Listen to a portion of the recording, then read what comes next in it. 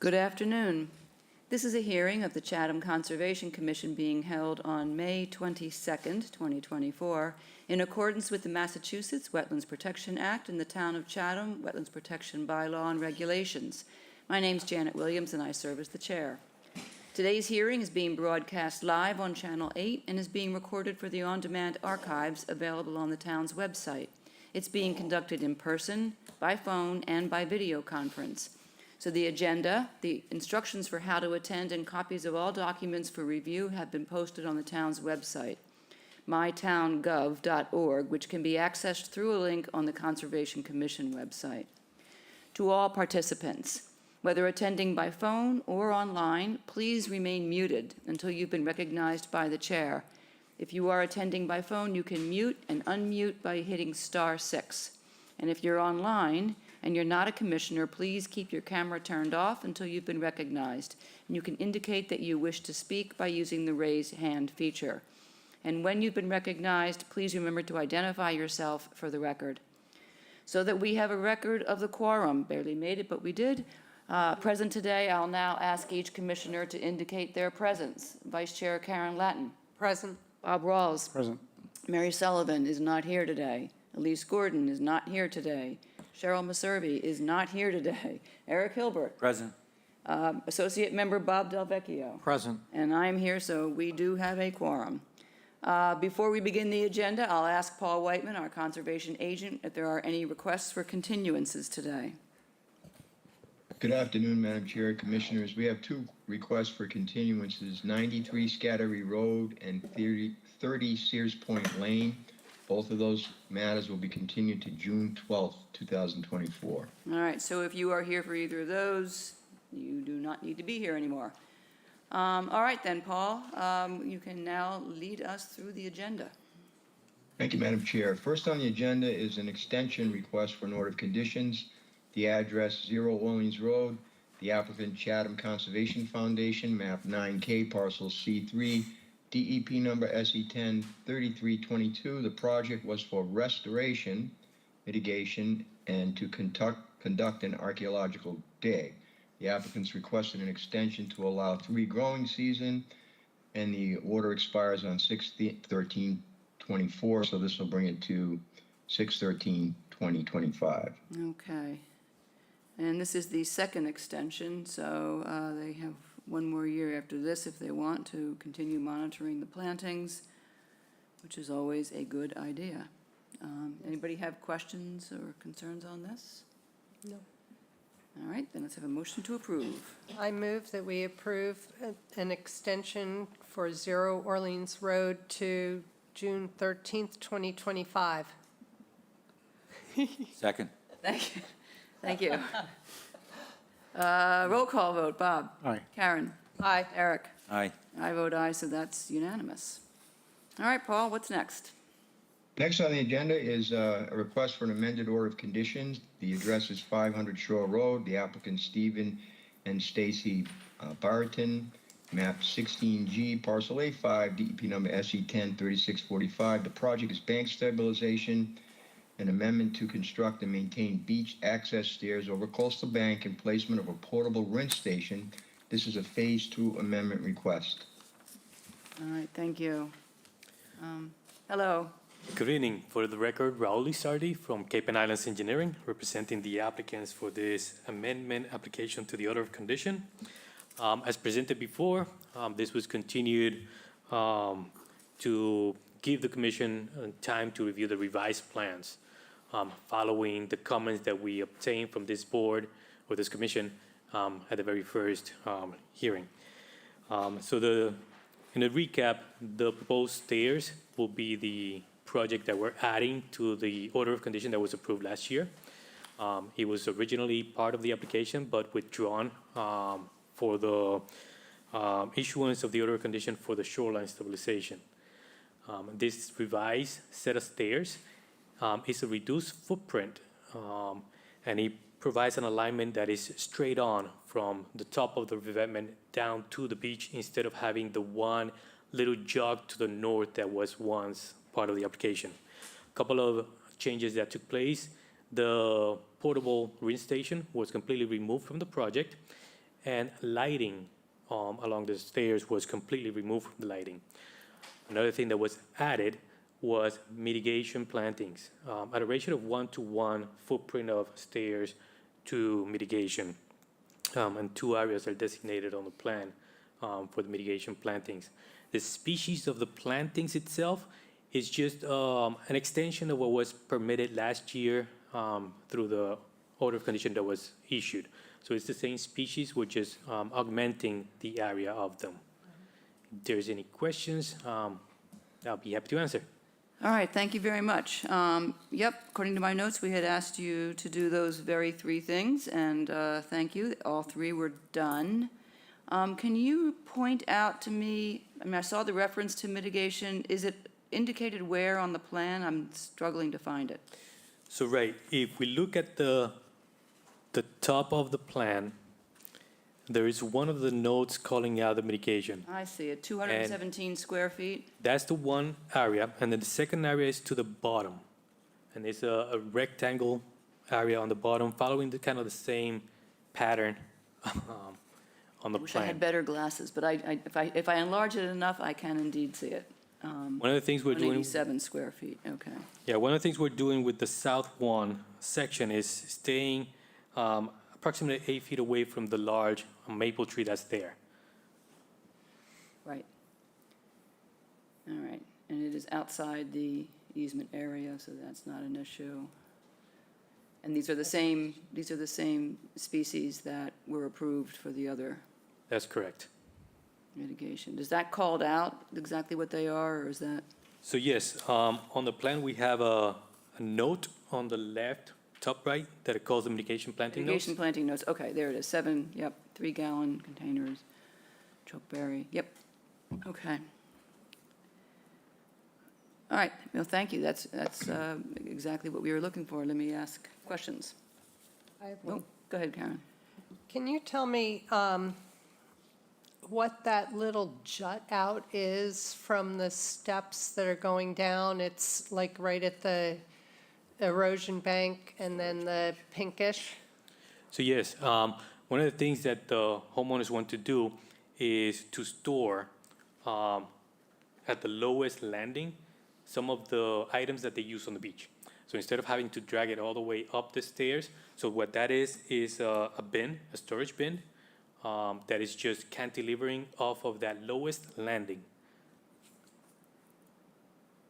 It's cantilevered, so it's not independently supported. One of the feedback we received from staff at Conservation was to not add post, and it's something not grand, so it's just something that can be cantilevered off of that landing. Could you add something to the plan that says that's what it is? Because right now, it looks like it's a platform. Right. So on the plan, there's a detail on the bottom right corner next to the title block, and it shows on a graphic view what that is. Right, but can you, on the, where I've just pointed out, that little jut out, can you, like you have arrows going to all different things and saying So, wait, he's pointing to stairs? something.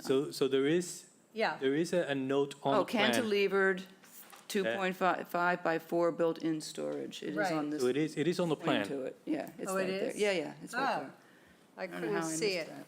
I missed that, too. Because it's not on this part, it's not on the big plan, it's down on the detail over here. Yeah, I'm Okay. just wondering if we want it on the, It'll be on this, all be on the same okay, piece of paper. that's that, fine. As long as it's labeled, that's fine. Anything else? Go ahead. Hi, how you doing?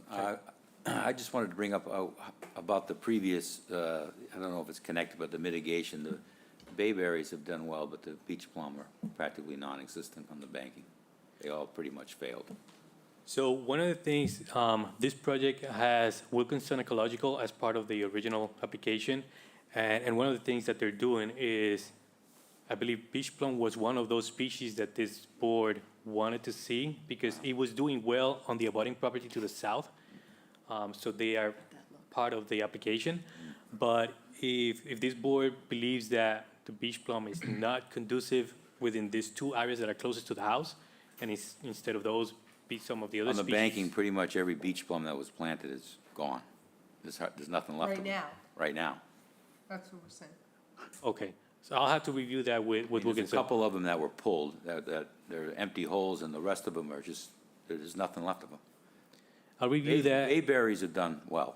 So yeah, we'll review that. That order was granted last year, so we have 2 more years to make sure that these plans take. Okay, thanks. Any other questions? No. Comments, concerns? I think we're ready then to schedule this for approval of a draft amended order of conditions. We can do this at our next scheduled hearing on June the 5th. Yes, sir. Approaching the, Good afternoon, Madam Chair. My name is TJ Hurry. I represent Greg and Heather Butler, who are watching on Zoom this afternoon, who live at 485 Shore Road. And together with Chris Saney, we also represent other easement holders along Aunt Lydia's Way. I just wanted to address the commission briefly this afternoon. I did have an opportunity to review a correspondence by Attorney Zager that was addressed to this commission dated April 1st, 2024, regarding this notice of intent. And I just wanted to correct for the record a few things that were noted in his correspondence, and also reserve the right to properly respond to the letter to the extent that it addresses our notice of intent that's scheduled in a few weeks. Just for the record, we do not oppose this notice of intent, nor have we ever opposed it. During previous hearings at the commission's urging, we had the opportunity to explore jointly proceeding with a stairwell, and unfortunately that did not pan out. As far as this notice of intent goes, we defer to the commission's guidance and suggestions, proceeding with this notice of intent as you would in normal course, applying the WPA and your local performance standards. So that's it for today, and as always, thank you for the opportunity to address the commission. thank you, and we'll see you in a few weeks. Thank you. All right, thank you. Motion to, is there a hand? Yeah, Jan, it's me, Paul. Yes, Paul? I just wanted to, I mean, I don't know how this is all going to turn out. If it's adversarial, it goes to litigation, and it's a certiorari complaint to Superior Court, so the attorney, if he wants to add something to the record, he needs to do that before we close the hearing. We're not Just letting him know that. Otherwise, you can't add anything. Okay, well, we're about to close it, and Well, we're not closing it, we're sending it for an or order. we are continuing it for an order Yeah. on June 5th. We will close the hearing at that point. Okay, I don't think anybody else is. I move that we continue 500 Shore Road to the meeting on June 5th, 2024 for our amended order of conditions. Second. Roll call vote. Bob? Aye. Karen? Aye. Eric? Aye. I vote aye. We will see you on June the 5th. Thank you. Thank you. Okay, Paul, what's next? Next on the agenda is 155 and 157 Bridge Street, Eastwood Companies, map 15B, parcel 1B, DEP number SE103452. The project was to demolish 2 existing dwellings and a pool and reconstruct a new home. The amendment is to relocate the dwellings further away from the resource areas. This is a phase 1 project, and Mr. Clark is asked to address the commission for, I think, less than 5 minutes. Music to our ears. Yes. First of all, David Clark, Clark Engineering, on behalf of Eastwood Companies, I thank the commission for adding this to the agenda. So to be extremely brief, what you see up on the stand is what the current order conditions is allowed. The substantial portion of the dwelling and the swimming pool that is currently permitted within the floodplain. We went to Zoning Board of Appeals a few weeks ago to extend the permit. They declined to extend the permit. So now, with that permit expired, we have to make the project conform to zoning. So that's what was submitted as a conceptual plan. It's actually a lot further along than this at this point. Pulling the house and pool outside the floodplain. So now this area that you see that's hatched under the existing order, it was proposed to be developed. Now we're removing all of that. So when we first applied to the commission, there was a house and a swimming pool within the floodplain totaling over 8,000 square feet of coverage in the floodplain. That first proposal scaled back the project so there was no activity, no hardscape or building within the no disturb zone, but we still had a pool and a portion of the house in the floodplain. So now we're removing everything out of the floodplains. We've gone from over 8,000 square feet of coverage in the floodplain to 0. But we still are proposing work within the 50 to 100 from the coastal bank. That's what the project you'll see if you allow us to continue with an amendment. It'll be all in the outer aura. All right, thank you. That's less than 5 minutes. So thank you for that conceptual overview and that context, which is helpful because this has a long history and it's been around for a while, so it's good to see this. But it does not, this is not a phase 1 hearing yet. That will be the next step because we will need your coverage calculations to see, we'll need to have a fuller plan that is, allows us to see the difference in coverage.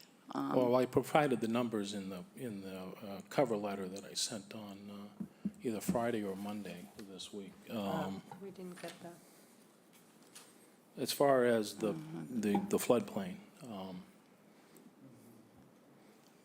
Do you have it?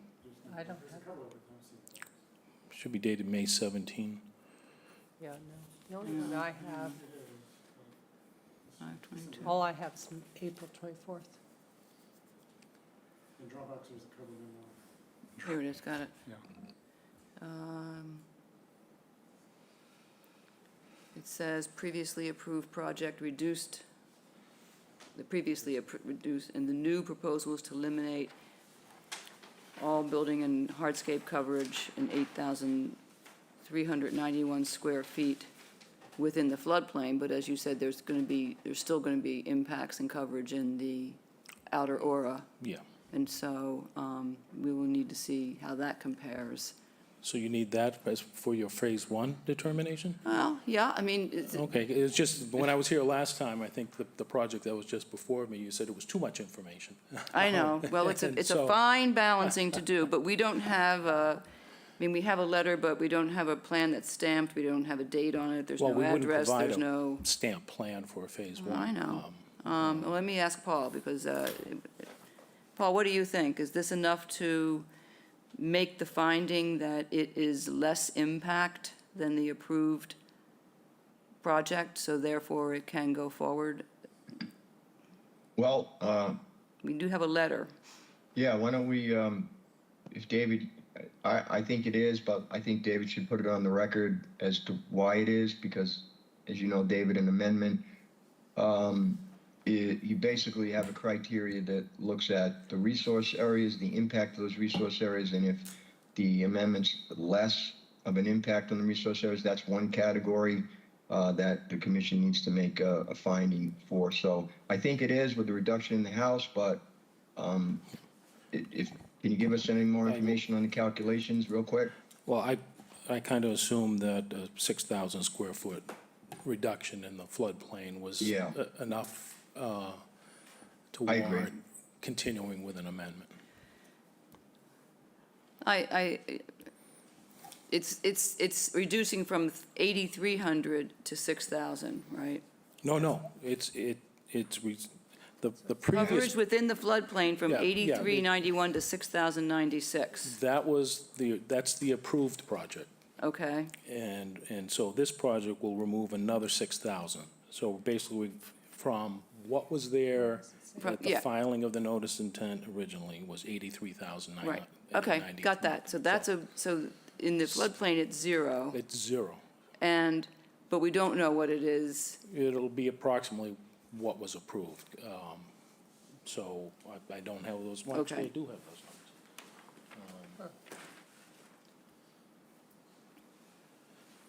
numbers. We had 9,500 or so square feet in the 50 to 100 that's approved under the existing order.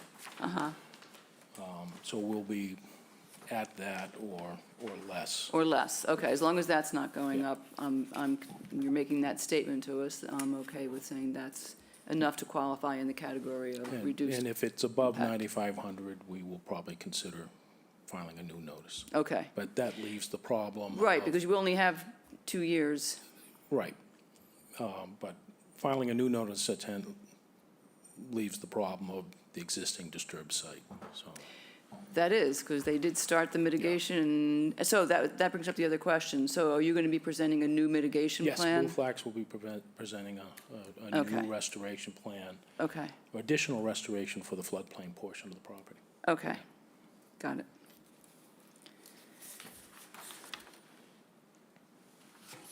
All right, then I think that we can say we're moving ahead to a phase 2, that we find that the project, this is phase 1. Yeah, Yeah. we've got the information we need to make the finding that it qualifies under the standards for an amendment. And we will schedule the phase 2. I'm going to make, this is not be the first time I'm going to say this today. It's the first time, but not the last time.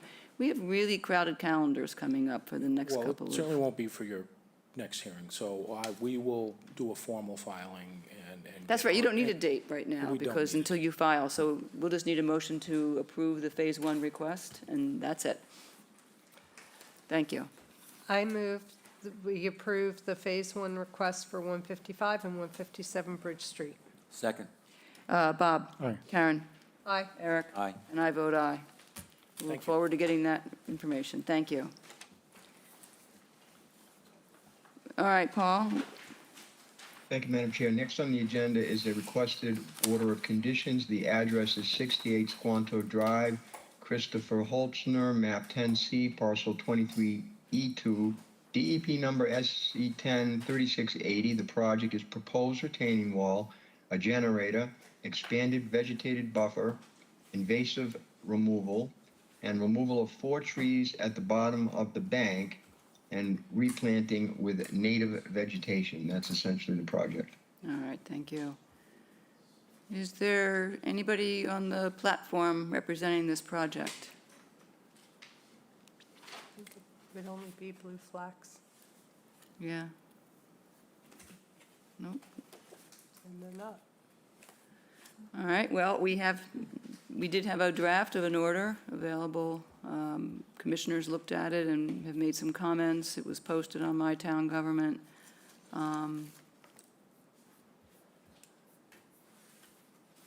The question we had was that we were looking for a updated restoration plan that showed the new location or the removal of the generator that had originally been on the other side of the house. We have a restoration plan, but normally Blue Flax indicates in their plan notes the date of the update, and we're not seeing that. This is dated March 7th. Is this the most recent plan? The March 7th I have has the proposed generator on both sides. Where was it on that? Okay, this one has been removed. Yeah. So this is updated, okay. I wonder They didn't what date. redate it, they didn't redate it. They just Oh, okay. took the note off the plan. Okay, All right, that's fine. then we're good. We are good. I'll take that note off, so now we've got it. Is there anybody else who has questions, comments, concerns about this draft order? Anybody on the platform? This is Hearing- Crystal. Yes, Crystal, go ahead. I sent it to Teresa yesterday and she looked at it, and I think you can see the edit that I made, crossing out the plan. Yep, And she submitted the plans today, so okay, so that's where It's it okay came with- from. All right. Okay. So we don't need I to change the have it. dates, right, Yeah. okay, so the dates are all the same, they're all fine. All right, All right. and we need a motion then to close and approve. I move that we close the 68 Squanto Drive and approve the order of conditions. Second. Bob? Aye. Karen? Aye. Eric? Aye. I vote aye. That's been approved. Thanks for that, Crystal. All right, Paul, what's next? Field change. Lost him.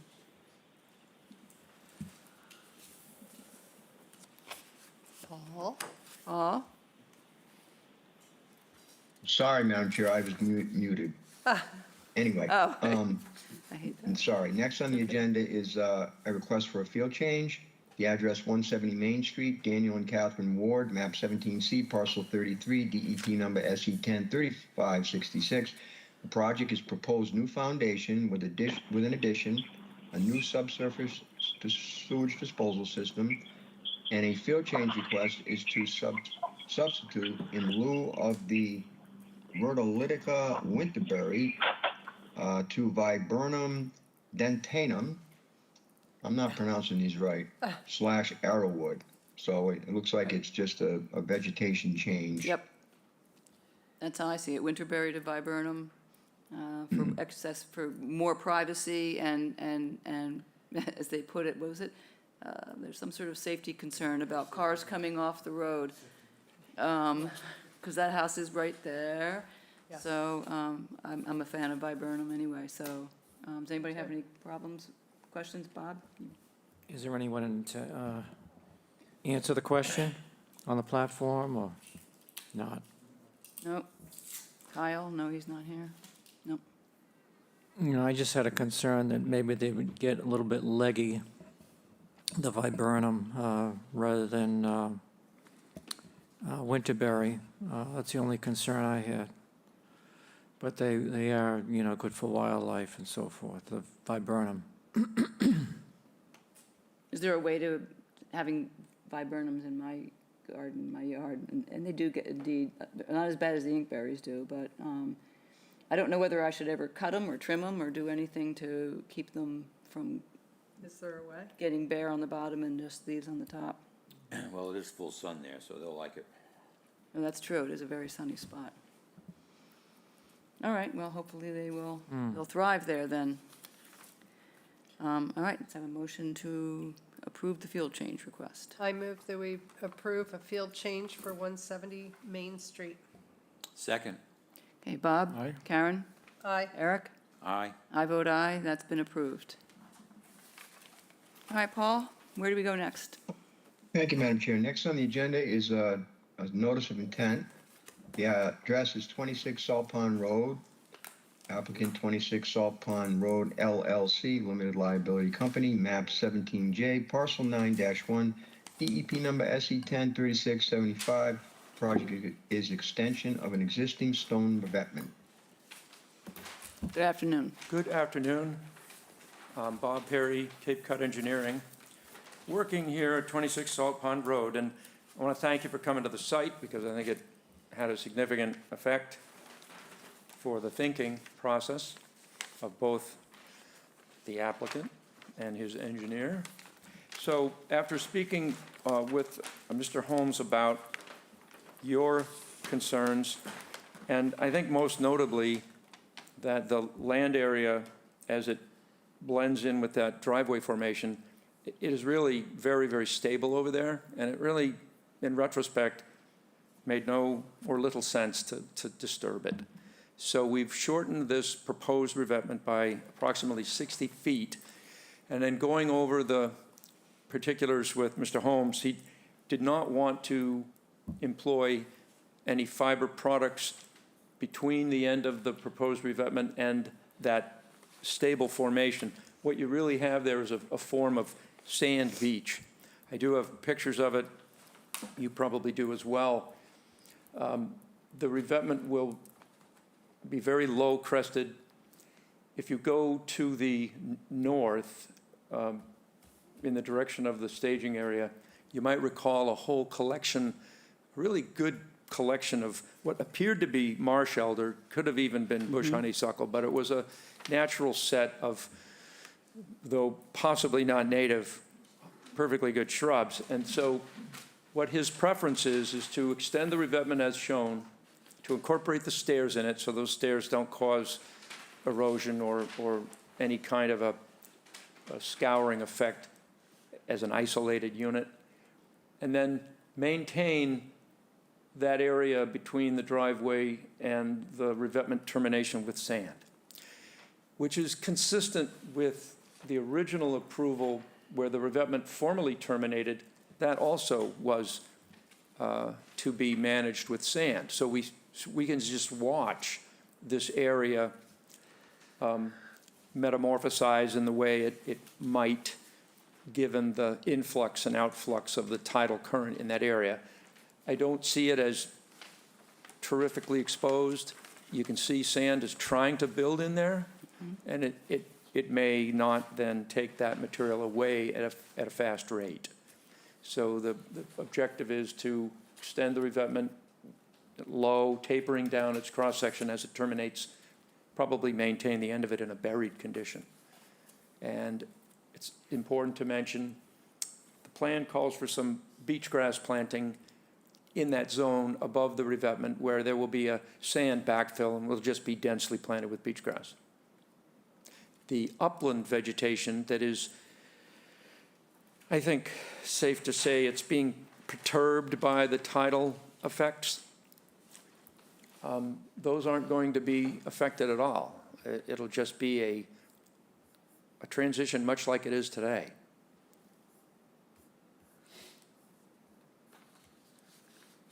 So that's the summary of where we are All with right. the revision. Thank you. Do you have an estimate of how much sand you're talking about here? I think it's on the order of 25 cubic yards, but it will depend upon the conditions at the time of the application. It could be scoured out or not, and that's just it's a guesstimate for a condition that would exist in a severe case. Is that a one-time application, or would you want to continue that? I would expect that it would be useful to have in the order an ongoing nourishment allowance that would be by notification to the committee or to the staff.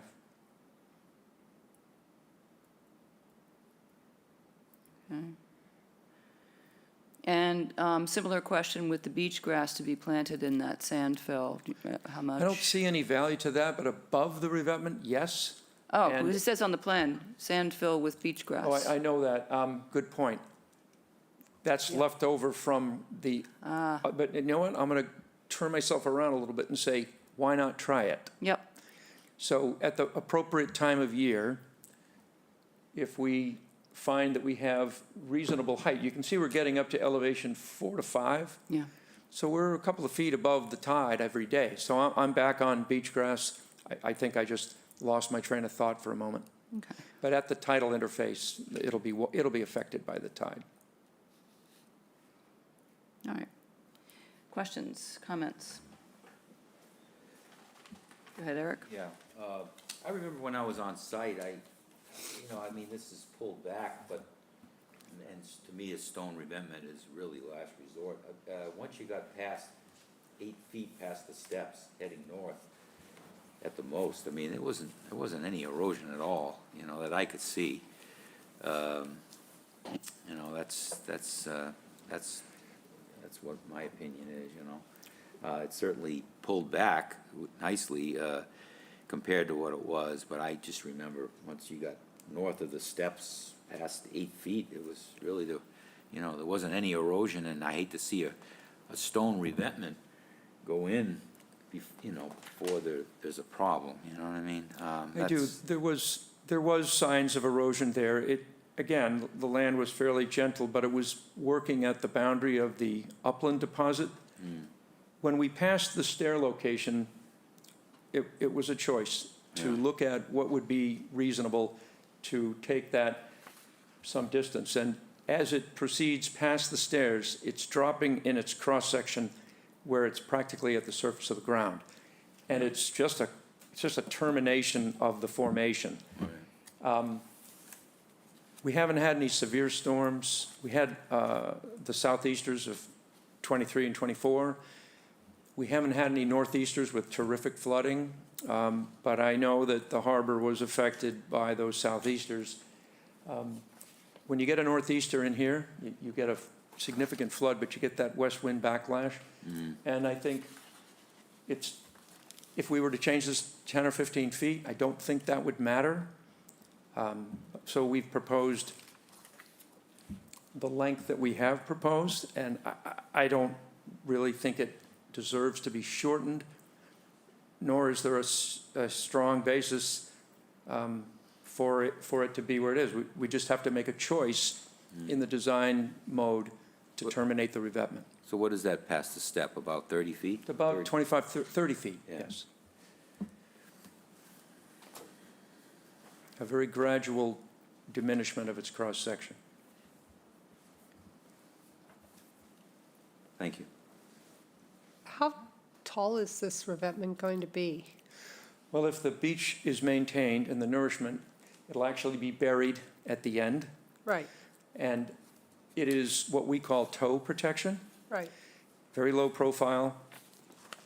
And that's what's been missing at the revetment termination as it exists now. Oh, so if we're But- speaking in height, Yeah. 0, except for what's underground. And if the beach departs, and if we find that the creek migrates closer to the upland, I think you could see something on the order of 5 to 6 feet from grade at the creek to the crest. We say the creek bed could be 0. We have a crest of running between 7 and 5.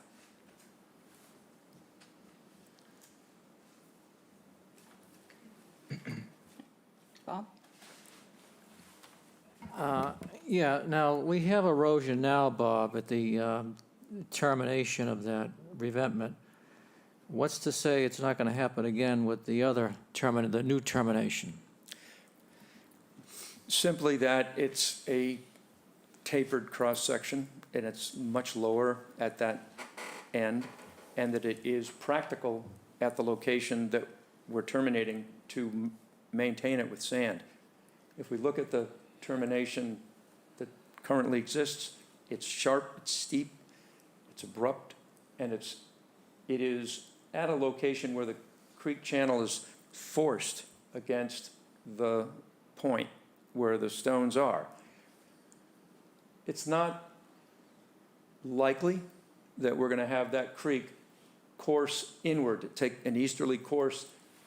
I can't predict that, but I think that there's a certain momentum that occurs with this influx of tide, and bringing that revetment around and hooking it and dropping its cross-section minimizes the chance for end scour. And I think it's more practical to manage that at this location, at the proposed location, than where we're now dealing with it.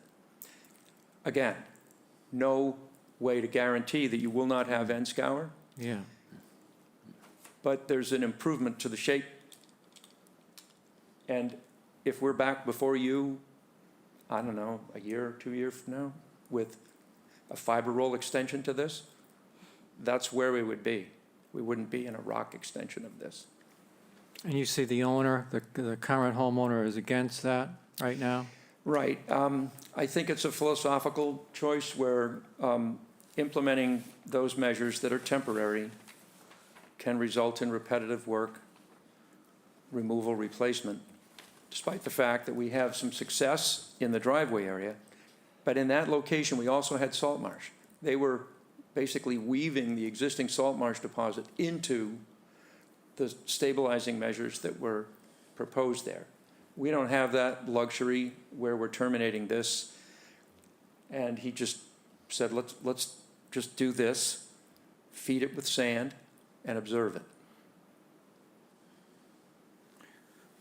In case, if there's a heavy storm in the future, that may erode faster then, correct?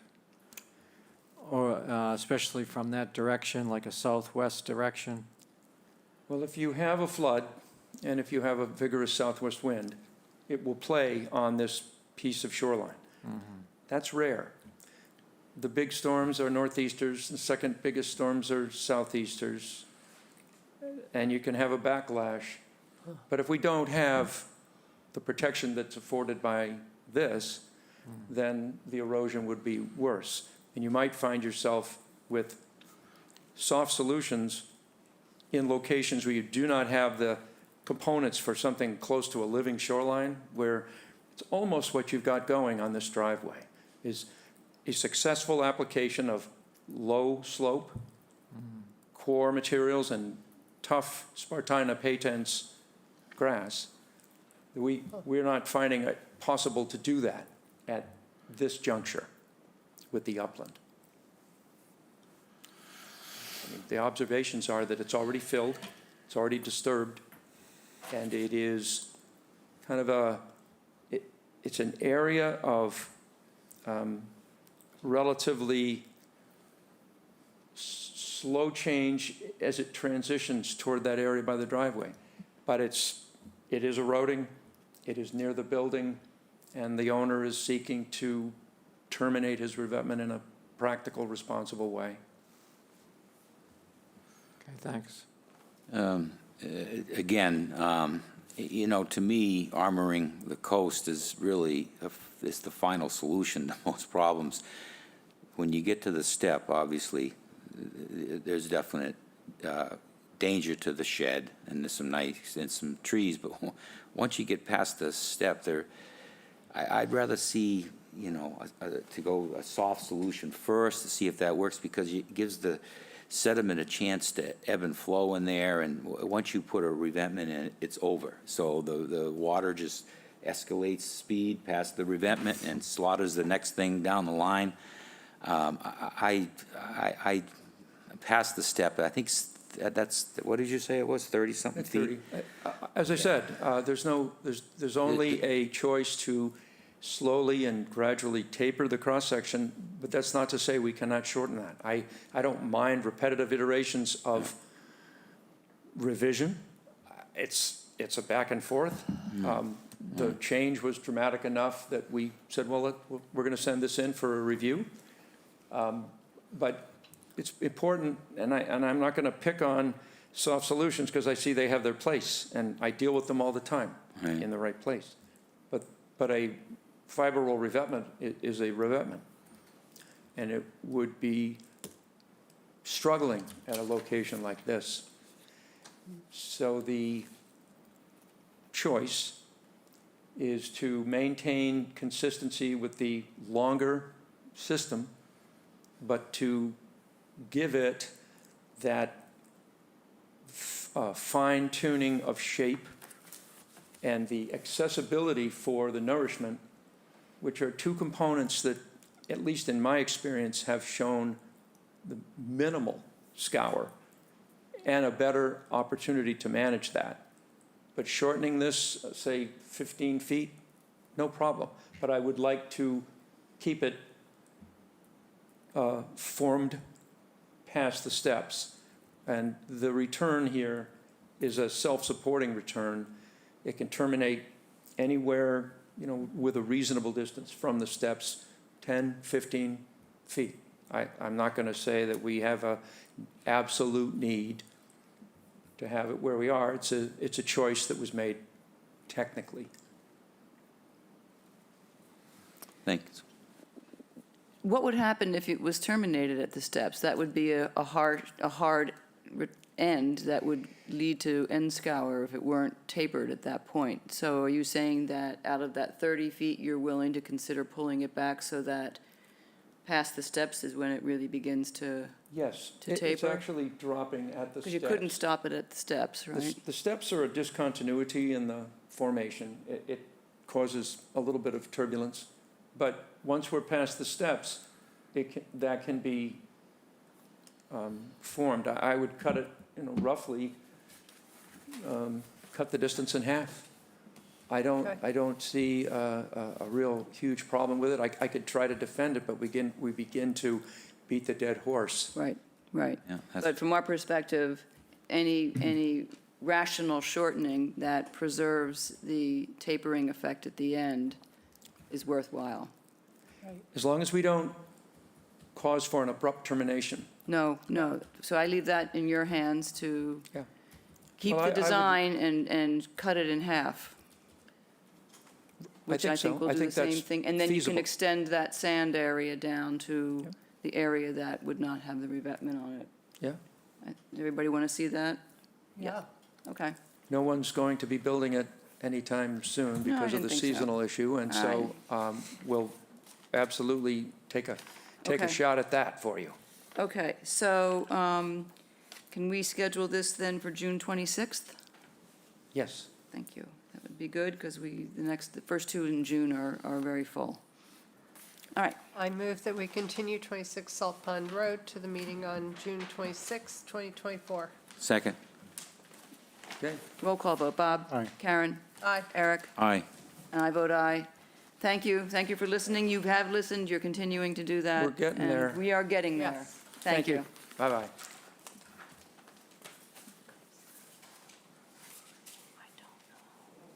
Okay.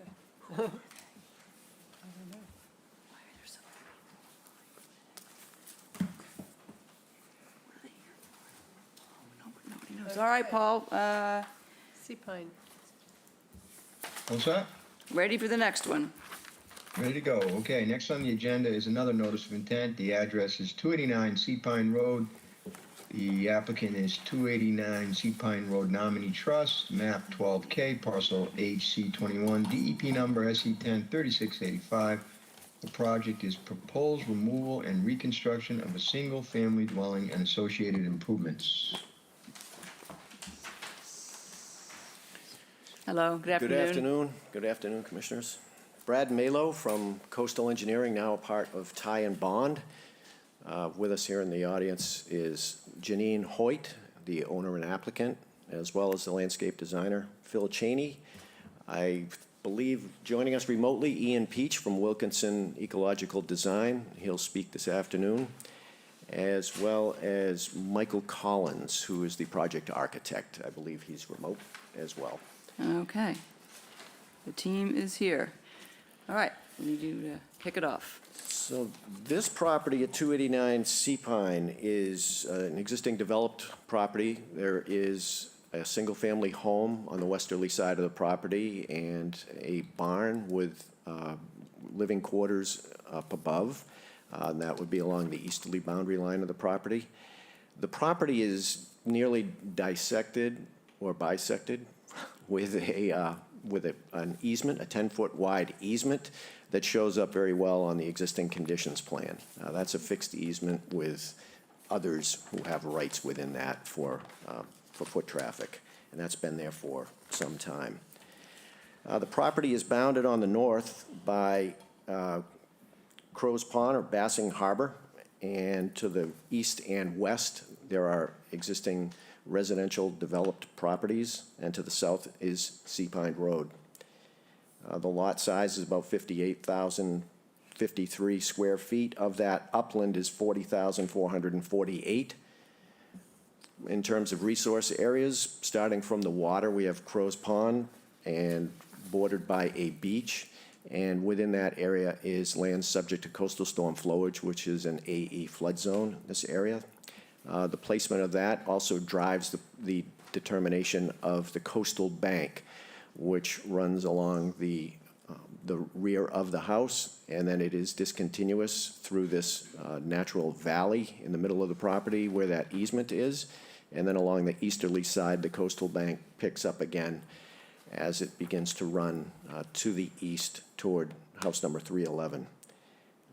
We have identified the adjacent upland resource area with the 0 to 50 and the 50 to 100-foot buffer zones, and the site is also within a delineated ACEC.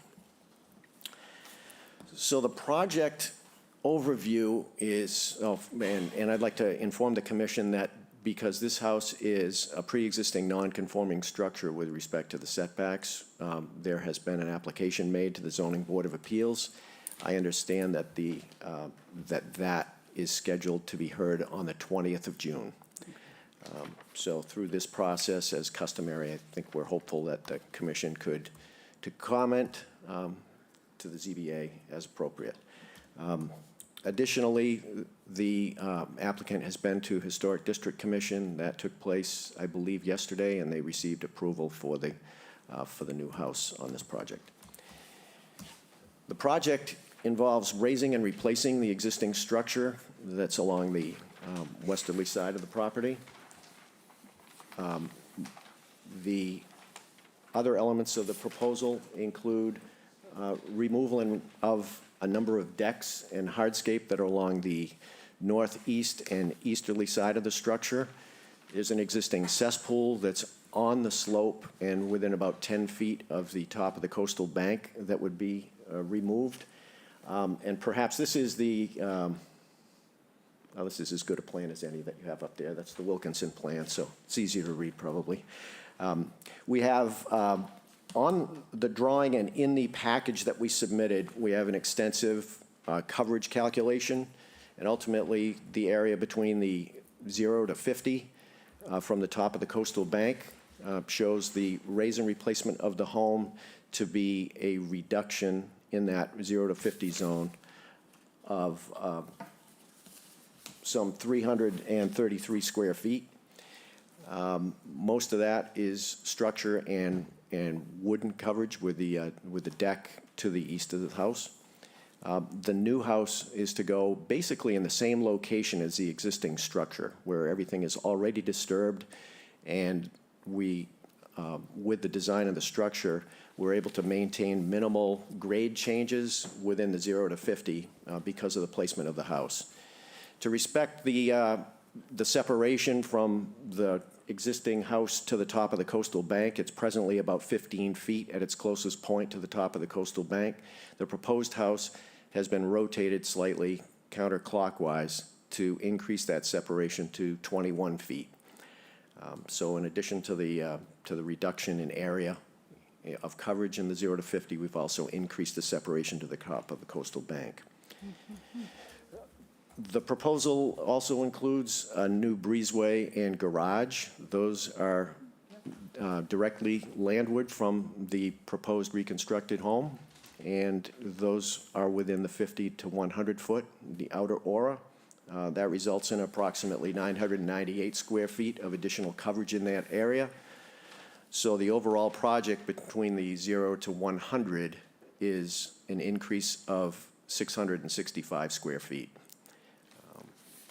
We have some extensive mitigation planting as well as invasive planting work that's indicated on the Wilkinson Ecological Design Plan. Ian Peach will speak to that, but it's somewhere in the order of 9,500 square feet of area associated with that that more than offsets the 665 net increase in coverage.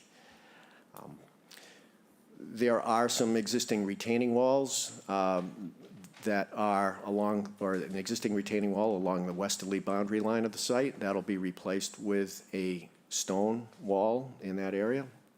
There's an existing series of walls that are right along the easterly side of the home. Those are to be removed as well. And there are some terraced stone walls that are proposed off of the northeast side of the proposed home to try to navigate the severe slope that runs down to the easterly side of the house.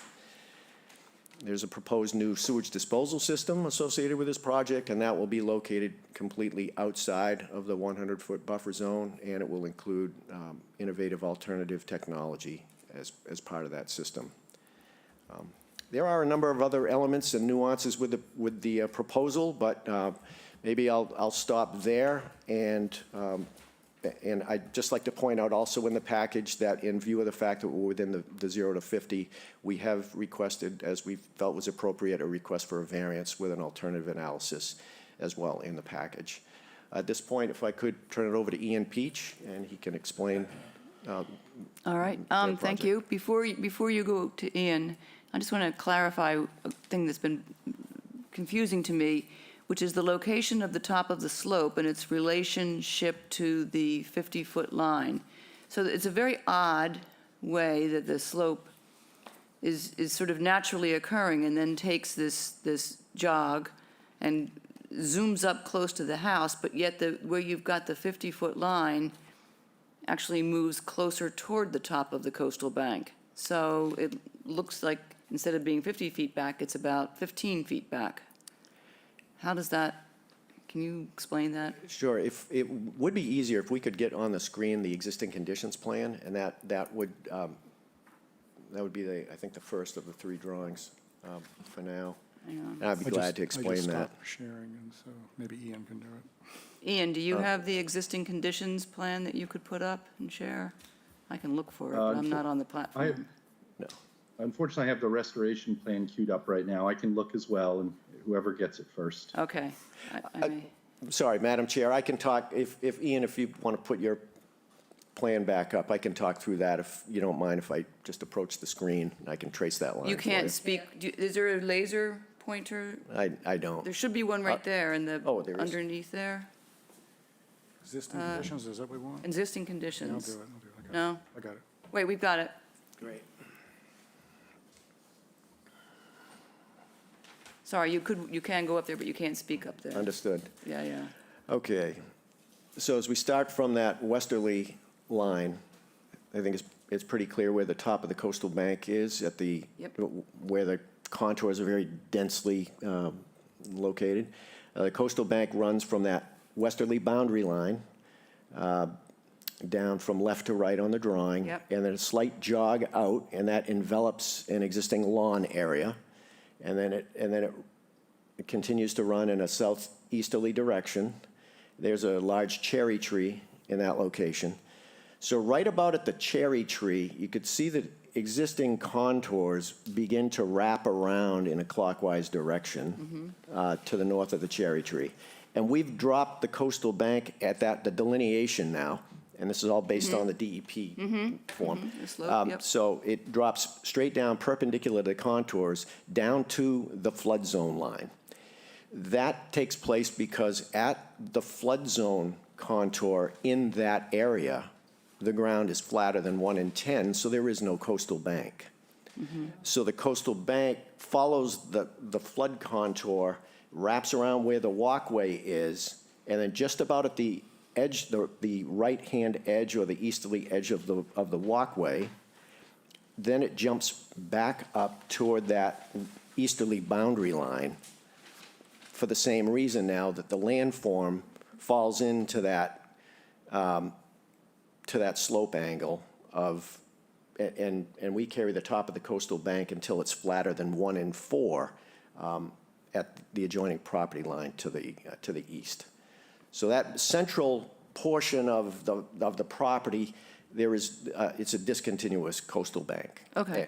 And the 100 and the 50-foot lines are curved because we're taking a radius off of the closest points of the top of the coastal bank at each side of the gully. Yeah, but it seems, what's getting my attention is where the two lines seem to move toward each other. Yes. I don't have to speak, but I can visually.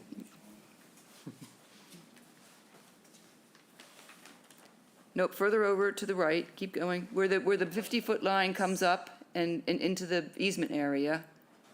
And then no, the red line is the 50-foot, yeah, there. See how it peaks up there, it's heading closer to, oh, I see, so you're doing it off of that area, not that, okay. Correct. It's a radius from the landwardmost From point of the land- coastal from bank. That side, okay. Okay, is everybody? I may have been the only one who was confused by that. Okay, thank you for clearing that up, Okay. it's kind of clear. But let's let Ian Peach walk us through the restoration and mitigation plan. Thank you very much. Good afternoon. Ian Peach, as mentioned, representing the project for Wilkinson Ecological Design. As was introduced by Brad and the project team, and you saw on that restoration plan, we really have an opportunity to do a comprehensive active native plant restoration here. That entire green area, approximately 9,500 square feet, is heavily invaded with state-listed invasive plants. The primary competitors on the bank are Asiatic bittersweet and English ivy, secondary being border privet, shrub honeysuckle, and multiflora rose. So we definitely have kind of a classic invaded coastal bank within our project area. Our proposed mitigation does start with that invasive plant management. It's followed by immediately with a seeding of our native grass mix as specified on the plan. And of course, we're stabilizing immediately with erosion control blankets. After we get satisfactory control of those invasive plant resprouts, we come in and enact the overall project plant community goal, which is a maritime shrubland. Proposed species in a shrubland really are going to do the heavy lifting in terms of stability with their deep-rooted fibrous root systems, binding those bank soils. We have some of the classic species like bayberry, beach plum, but also black chokeberry for the right context, seaside goldenrod in the right context, and little blue stem, to name a few. As you know, the context of this area adjacent to Crow's Pond, really this overall restoration of the coastal bank as mitigation is going to improve the functional capacity for capturing, infiltrating stormwater runoff, any potential pollutants in the area, and also just resulting in greater biodiversity. Walking site now, you're seeing the invasive plant species I mentioned, and limited other species besides some of the existing oaks shown on that plan before you now. So we are going to have an improvement of biodiversity and therefore an improvement of functional capacity for wildlife as an important benefit that a coastal bank offers to our coastal areas. So as Brad mentioned, I did definitely want to note that we are beyond 10 times the required amount for mitigation here.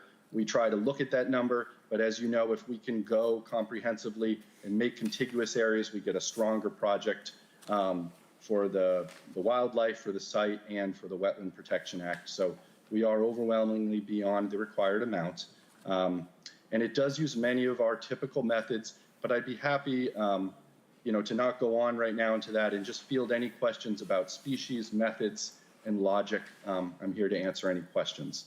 So thank you for your time. All right, thank you for the presentation, and I think we probably have a question or two. Let me start down this side over here. Ask if anybody has comments, questions, reactions. What do you think? Hi, Ian, how are you? Hello. The stairway down, that's going to be replaced, the wood timbers? Yes, replaced in kind. They're pretty heavily degraded, so it would just be in kind as part of the project. While we have these minimal acts of disturbance, we want to have the ability to do that, I believe. Okay. And as you proceed down the steps from the lawn, the steps kind of take a right-hand jog, and there was a little bit of erosion, like a washout heading down the bank. How will you deal with that? We'll use erosion control blankets and our seed mix. There may be some, where those steps meet grade and those little kind of micro topographies, there's sometimes a very minor readjustment of the soil, no more than you do to plant a plant, where we would just get the seed down and get an 18th month erosion control blanket to hold those soils in place until the grasses are doing the work. And you're going to be putting stone in between the timbers? That technical detail, I'm not sure. In kind, if there was a stability, you mean between each timber, kind of on the actual tread as it would be? Right. I think I did read that somewhere. I thought I saw some Yes. reference to stone steps. Yes. So if, between the timbers, it would be in kind. Yes. And what size stone would you be using? So Do it's you know? timber stone. Okay. I don't know. Maybe Brad, you could jump in on that. I'm a little in the technical detail for that. I've been working more on the logic of how the path works with the restoration, and a little bit on, we wouldn't necessarily be doing the technical installation of the stone itself. Mm-hmm. I understood the intent was to remove the timbers and replace those with stone timbers, which would be more of a permanent element. And in terms of the gaps of the treads, Yeah, it would make sense to leave them natural. I mean, Yeah. why? The in between, I am informed there's no stone in between the timbers So today. stone, And- So it's stone, stone, stone, stone. Yes, with earth and Yeah, grasses in between. yeah, yeah. Yes, yeah, correct, yeah, yeah. correct. Yes. That's my vision of a dug-in stone stairway. Yes. Okay. okay, and, let's see, what else?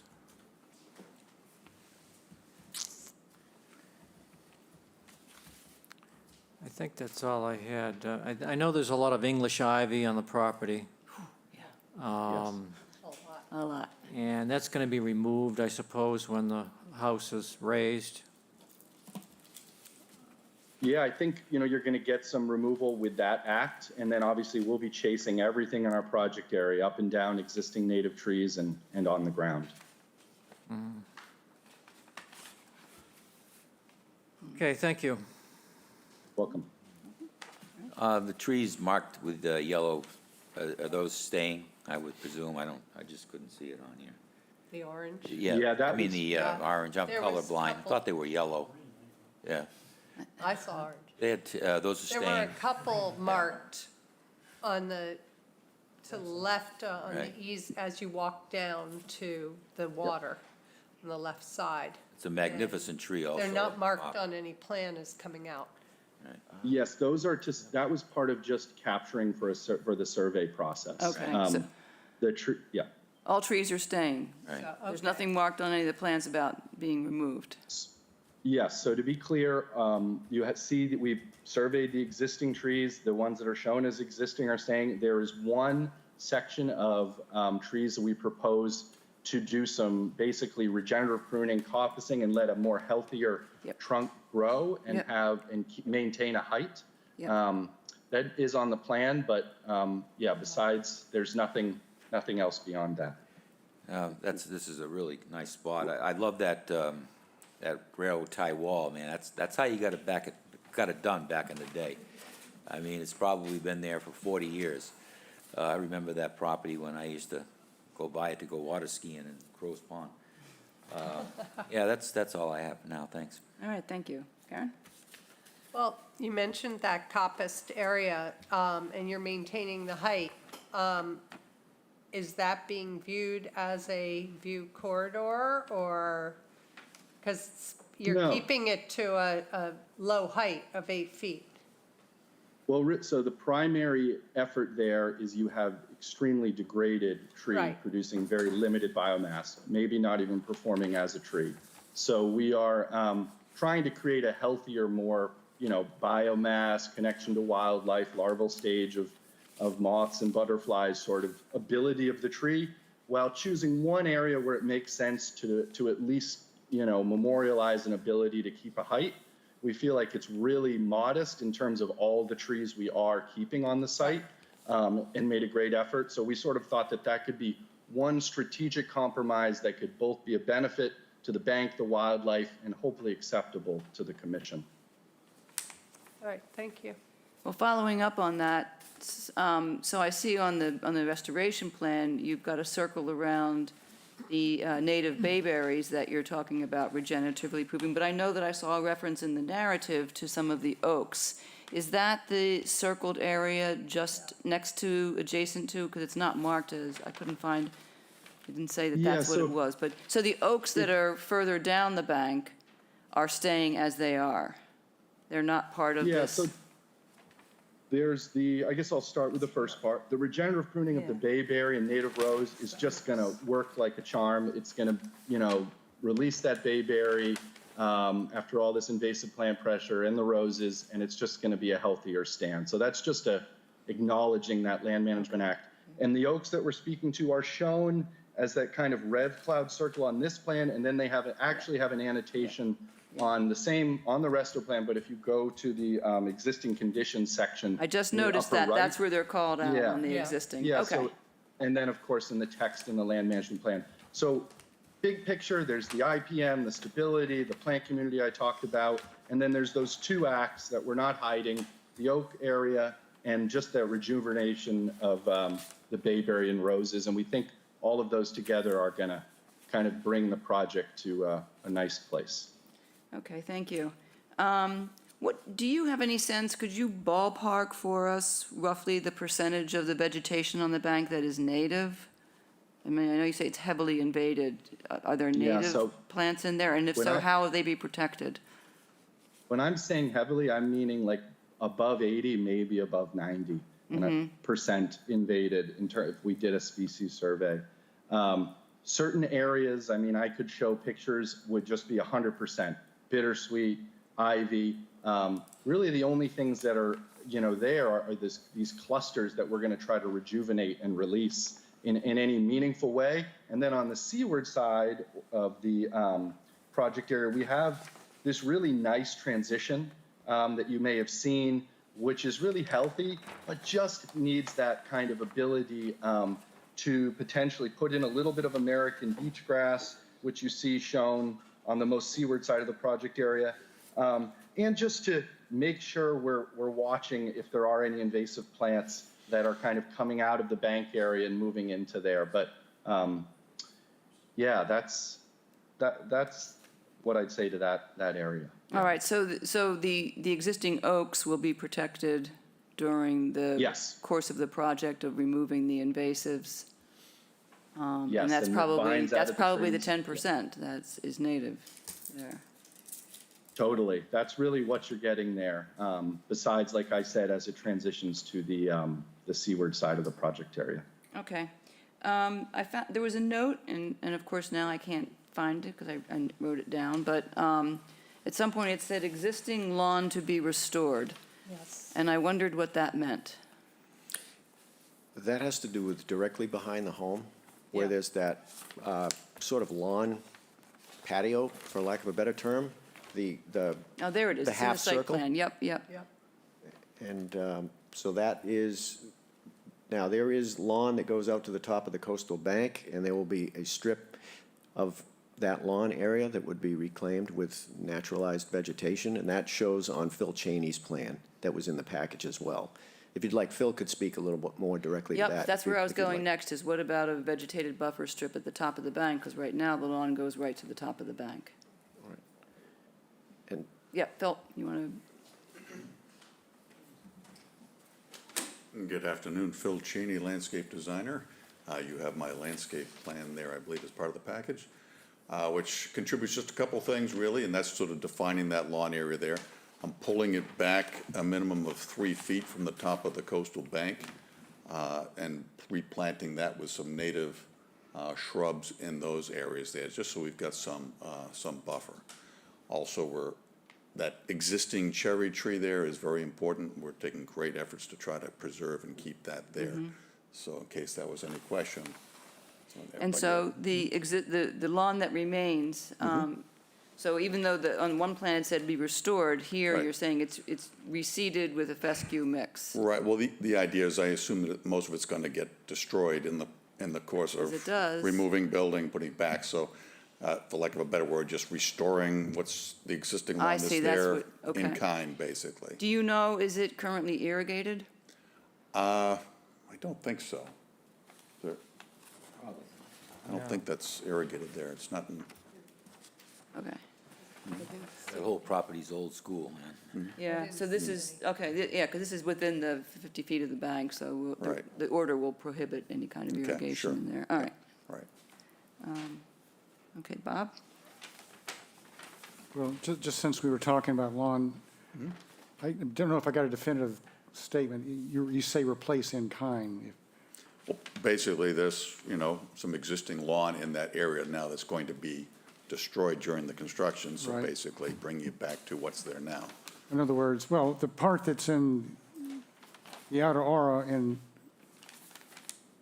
I guess in the NDZ, I don't know if any of it is in the NDZ, I can't see it very well, but normally we ask for that to be native fescue.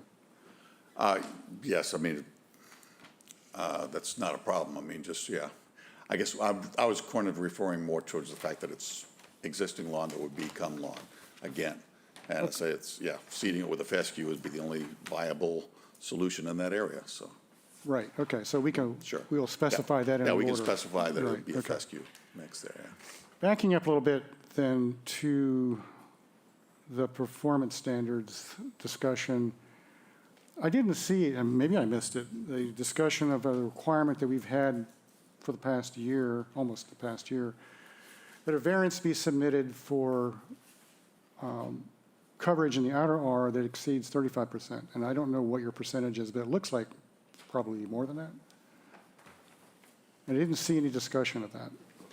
You have a variance for work in the NDZ, but I think you may have skipped a requirement. I can't answer that, so. Okay, well, go it's- take a it's look at probably our. a good indication if we skip that. Go take a look at our regs.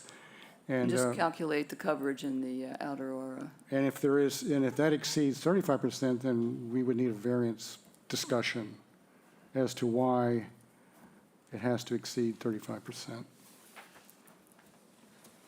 It could be part of the same discussion variance, or is the commission seeking a separate It's a variance? separate. It's a separate Separate performance. requirement, and then therefore a separate variance language. Based on the eyeball test, does this look like a major issue or a technicality? What, Oh, there's no difference. Technicality. There's no difference. I look at it, Looks pretty close. I mean, it's hard to say. hard to say, it's close, It's just something that we need to work through. right. We'll That have to we- make a finding about how much, what the coverage is in that area. Thank you. One more thing, I believe.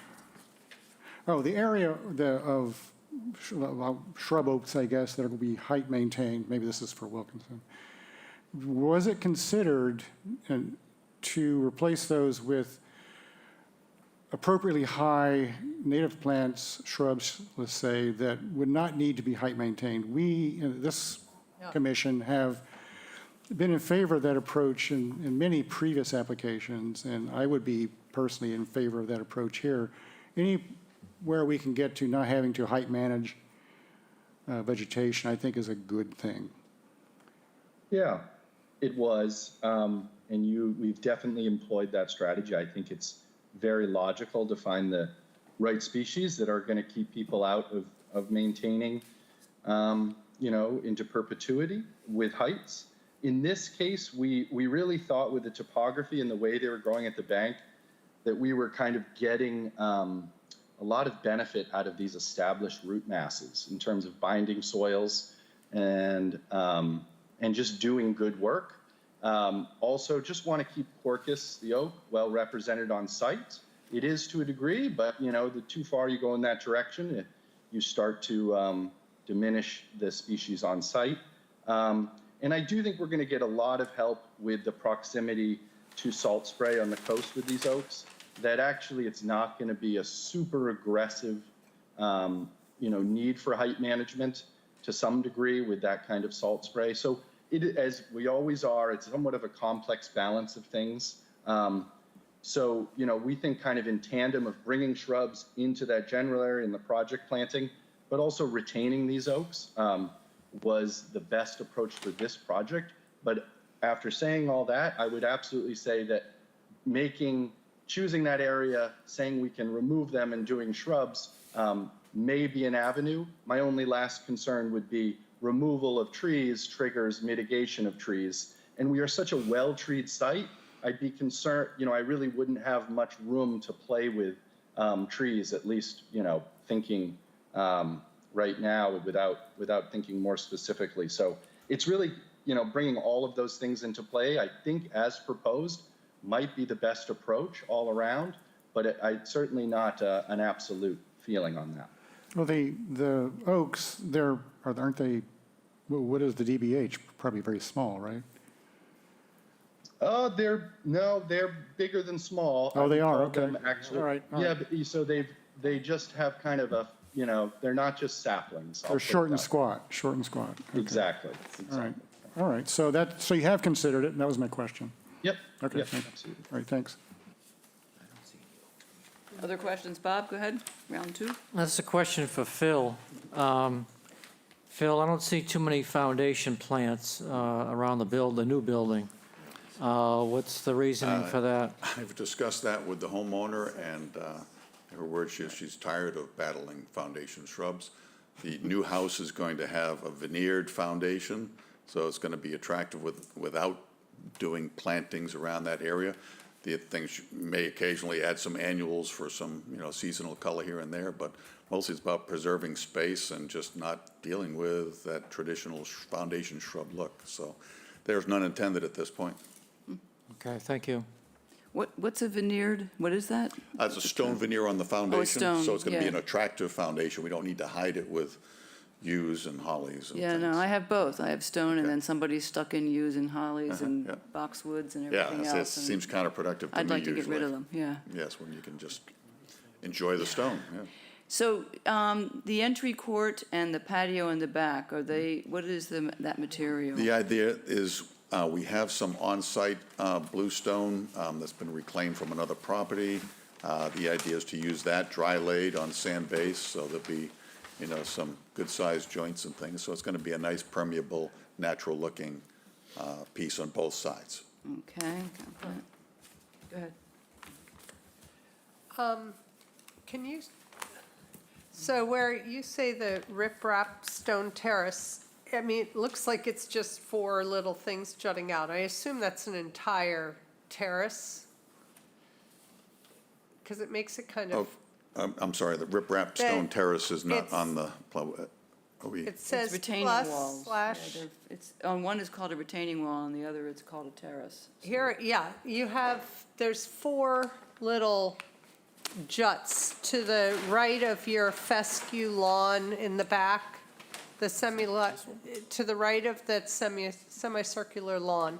Oh, okay, yes, yeah, my terrace is there, that's the retaining along, we're going from the first floor to the walkout in there, so those are just, natural style boulder terraces to just control that slope and Okay. prevent erosion along the side of the house there. And then you have 7-foot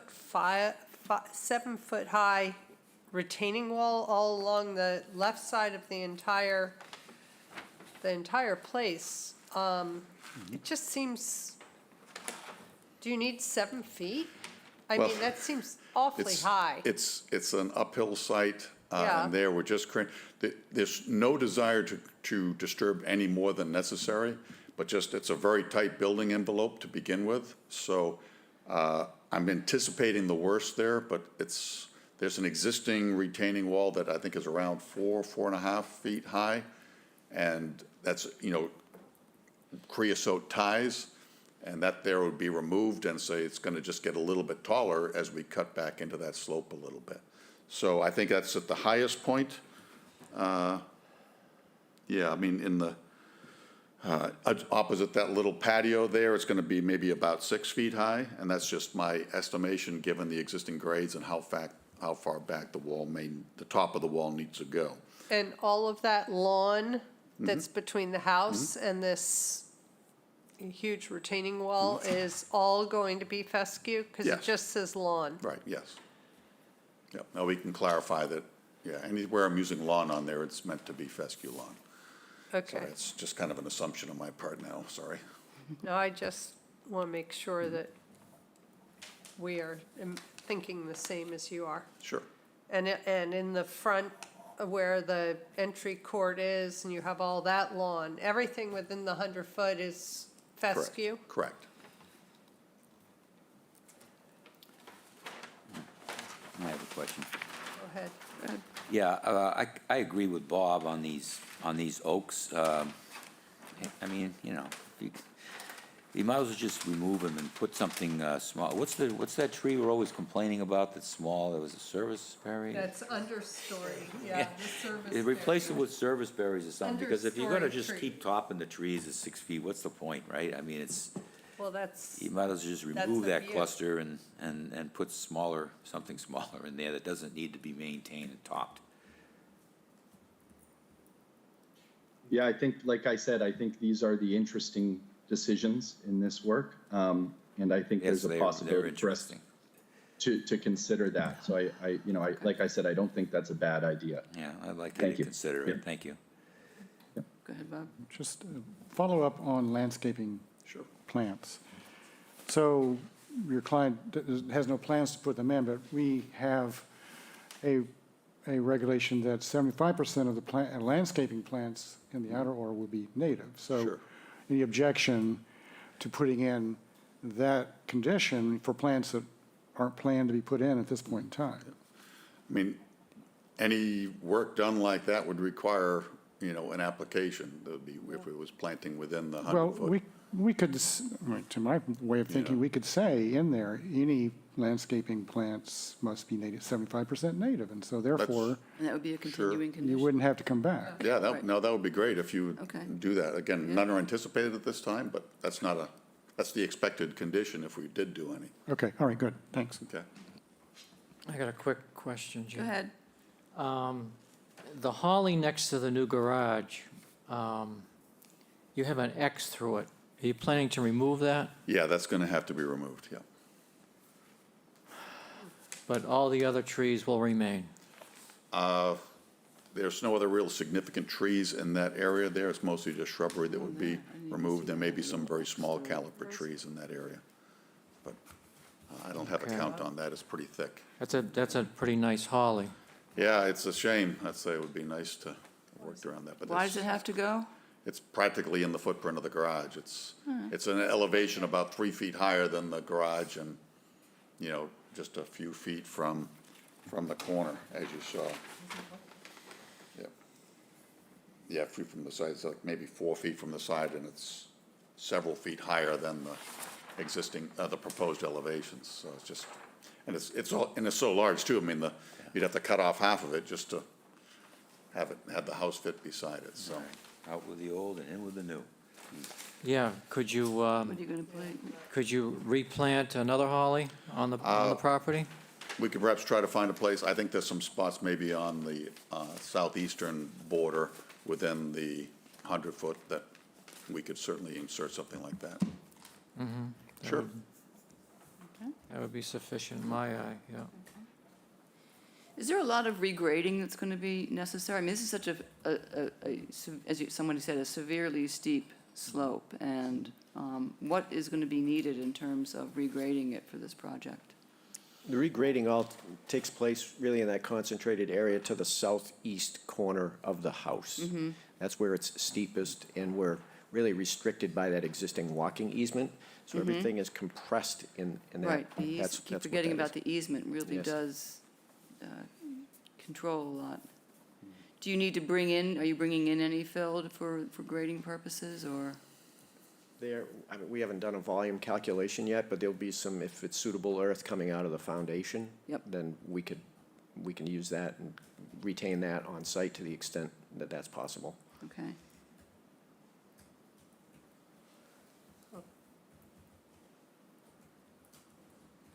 And all the inkberry next to the old driveway will remain as well, correct? Yes, no vegetation is planned to be removed out in that area. All right. Anybody else? Any other? Well, thank you for. Hi, Oh, Mike. go ahead, Ian. Or is that, or, This No. is Mike Bowes from Time Bond. yes.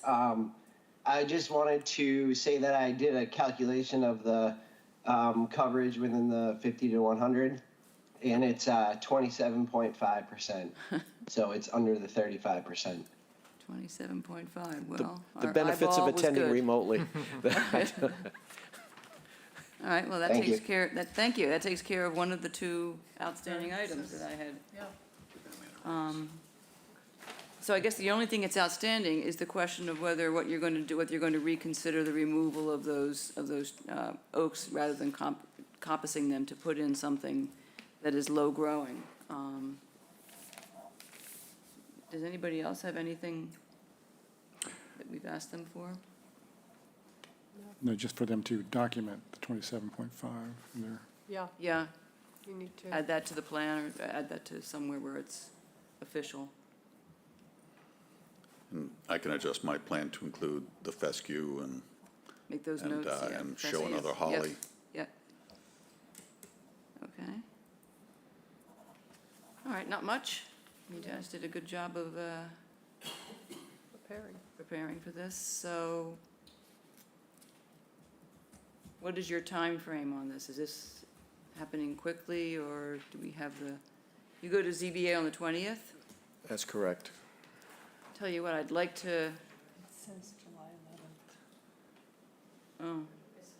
oh, What we received says that you go to ZBA July 11th. Okay. Okay. Just so, you know, that's what they say. Well, doesn't matter what we say. No, not really. If you're That's not on what- their agenda on the 20th, you don't bother showing up.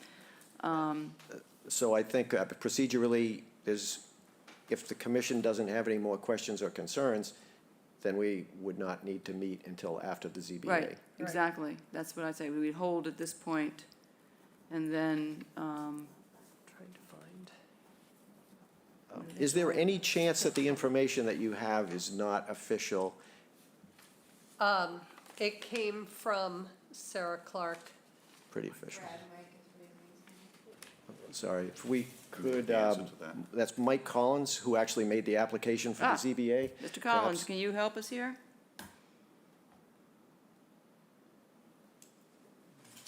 Maybe not. Maybe not. Is he muted? July. We have the 10th, the 24th. He's muted. With respect, if, Yeah. in, So I was in yesterday, can you hear me now? I apologize. Yes. I was in the office yesterday and following the Historic Commission meeting. And I asked to check, Sarah was not available, but Annie said that we were on for the June 20, I thought it was the 21st meeting, not July. I don't know. This is from May 16th, she said that. So maybe something changed? Quite possibly, I, again, was in yesterday. What's today? Today's Wednesday. I was in yesterday, yes. Well, Might tell you be- what, we could tentatively schedule for June 26th. And if you don't go on the 20th, if you actually have to wait, then you just ask for a continuance until after the zoning hearing, and we'll move it to then. that sounds Does that work? great. Yes, thank you, Okay. Madam Chair. I move that we continue 289 Sea Pine Road to the meeting on June 26, 2024. Second. Bob? Aye. Karen? Aye. Eric? Aye. And I vote aye. And so we'll see you either one way or another. Great. Thank you very much, everybody. Thank you. Thank you. Thank you. Thank you. Thank you. All right, Paul?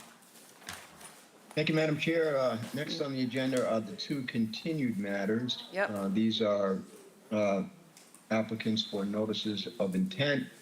The first is 93 Scattery Road, Scott Ward and Ingrid Goldman, map 16J, parcel 20A9, DEP number SE10 3679. The project is replacement of an existing pool and a tennis court, and the applicants requested a continuance to June 12, 2024.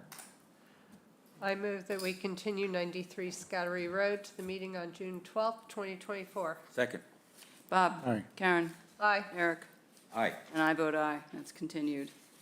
Okay. Next one. Next one, 30 Sears Point Lane, McClay Family Property LLC Limited Liability Company, map 11A-A1, parcel 6-4, DEP number SE10 3677. Project is proposed waterfront maintenance, and the applicants requested a continuance to June 12, 2024. I move that we continue 30 Sears Point Lane to the meeting on June 12, 2024. Second. Bob? Aye. Karen? Aye. Eric? Aye. And I vote aye. That's continued. All right, this is moving along faster. Yeah. Next on the agenda is 340 Bridge Street, Martin and Nancy Bach, map 16B, parcel 23-20, DEP number SE10 3683. Project is removal of a cesspool from the buffer zone and replaced with a 1,500-gallon septic tank, distribution box, and 32-foot long and 11-foot wide by 2-foot wide deep leaching chamber system. Good Hi, afternoon. good afternoon. Yep. Go Hi, ahead. my name is Gabriel Padilla from Grady Consulting. I am here representing Mr. and Mrs. Bach. So I will share my screen here. Can everyone see the plan? Yep.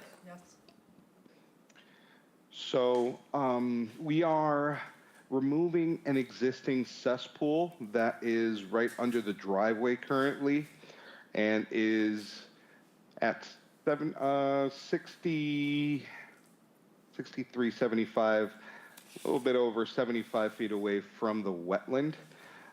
We are upgrading that system into a galley system. Now, the lot itself is 7,700 square feet, so it's a small lot. And the location of the system, pretty much that's the only place where we could locate it without getting into too much disturbance. We already went through the Board of Health with this job, and they did approve the requested waivers that we have with them. And we are also proposing erosion control around the project area. We have silt fence on this end, silt fence on this end, and also we have silt fence here where the stockpile area will be. If there are any questions, I would gladly answer them. All right, thank you very much. This is pretty straightforward. I'm just looking at I see where the silt fence. So the silt fence, there's maybe a patio or something in the back. It says pavers remove. Is that Yeah, that coming out? will be, yeah, those Replaced? are coming out, and yes, I do believe so. I will get confirmation on that, but I do believe so that they're coming back. Okay, and they'll be dry laid? Yes. Okay. We'll require that. Okay. What is the material of the driveway? Is that going to be stone or? I believe it's a paved driveway, as it is right now. Let's see. Actually, no, it's a pea stone driveway, and it's going to stay that way. Yeah, you can't. Yes. Yeah, Yep. okay. All right, and we've got the Board of Health approval, so. Go ahead, Bob. I see you finger moving over there. Hi, how are you? Hi, how's it going? Fine, thank you. The hydrangea next to the driveway, there are some other plantings as well. What's going to happen to all those plants?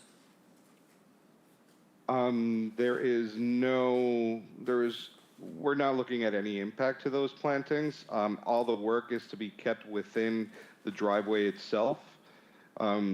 We can call out a protection area for those.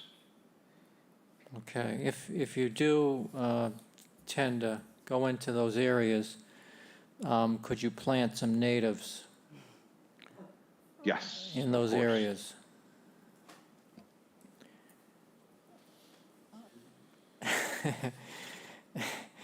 And would you have a plant schedule for those areas? I mean, it looks like those areas are going to be disturbed. I mean, the limit of work stakes, I think, were outside those planting areas. Well, we could definitely provide a plan with the plantings around that area if it were to be disturbed. Okay, thank you. Anyone else? I don't have a question, I just have an observation. You mentioned that you're installing an IA system. Can you say what the brand is or the model or whatever? No, it's not an IA not system. a- It's a regular leaching chamber. Oh, it's just a Title V. Okay, I thought The other one was. the other, okay, never mind, I withdraw my question. I know, I want to learn more. You know, we did request some waivers with the Board of Health, but that was due to the location of the system, being too close to the foundation, being too close to the property line, and things like that. Okay. All right, so what we'll do is, we'll schedule this for an order. We will provide, and the order will have a provision that if plants are removed or damaged and have to be taken out as a result of the project, then you'll then submit a list of native plants that will be used to replace them. And the conservation agent will approve that. Will do. Okay, then I think this can be scheduled for June 5th I for an move, order. I move that we continue 347 Bridge Street to the meeting on June 5th, 2024 for an order of conditions. Second. All right, Bob? Aye. Karen? Aye. Eric? Aye. And I vote aye. We'll see you back here on June the 5th for the order. Thank you. Thank you. All right, Paul? Thank you, Madam Chair. Last notice of intent on the agenda is 43 Edgewater Drive.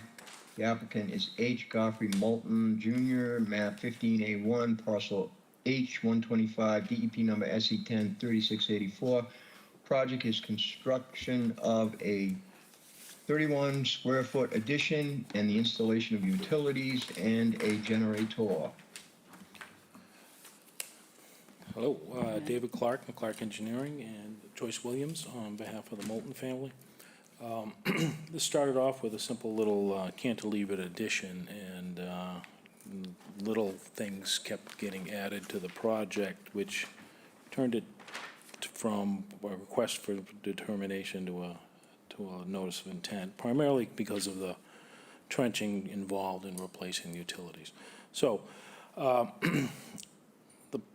the property lies on a little embayment next to Chatham Harbor, right around the corner from Outermost Harbor. Edgewater Drive itself, it's a paved roadway, separates the house from a little coastal dune and a salt marsh and the little estuary. So the entire property is within the floodplain. It's fairly level lot, developed 50 or 60 years ago, I believe, longer than that. So they were making renovations to the house and decided to put a small addition on the back.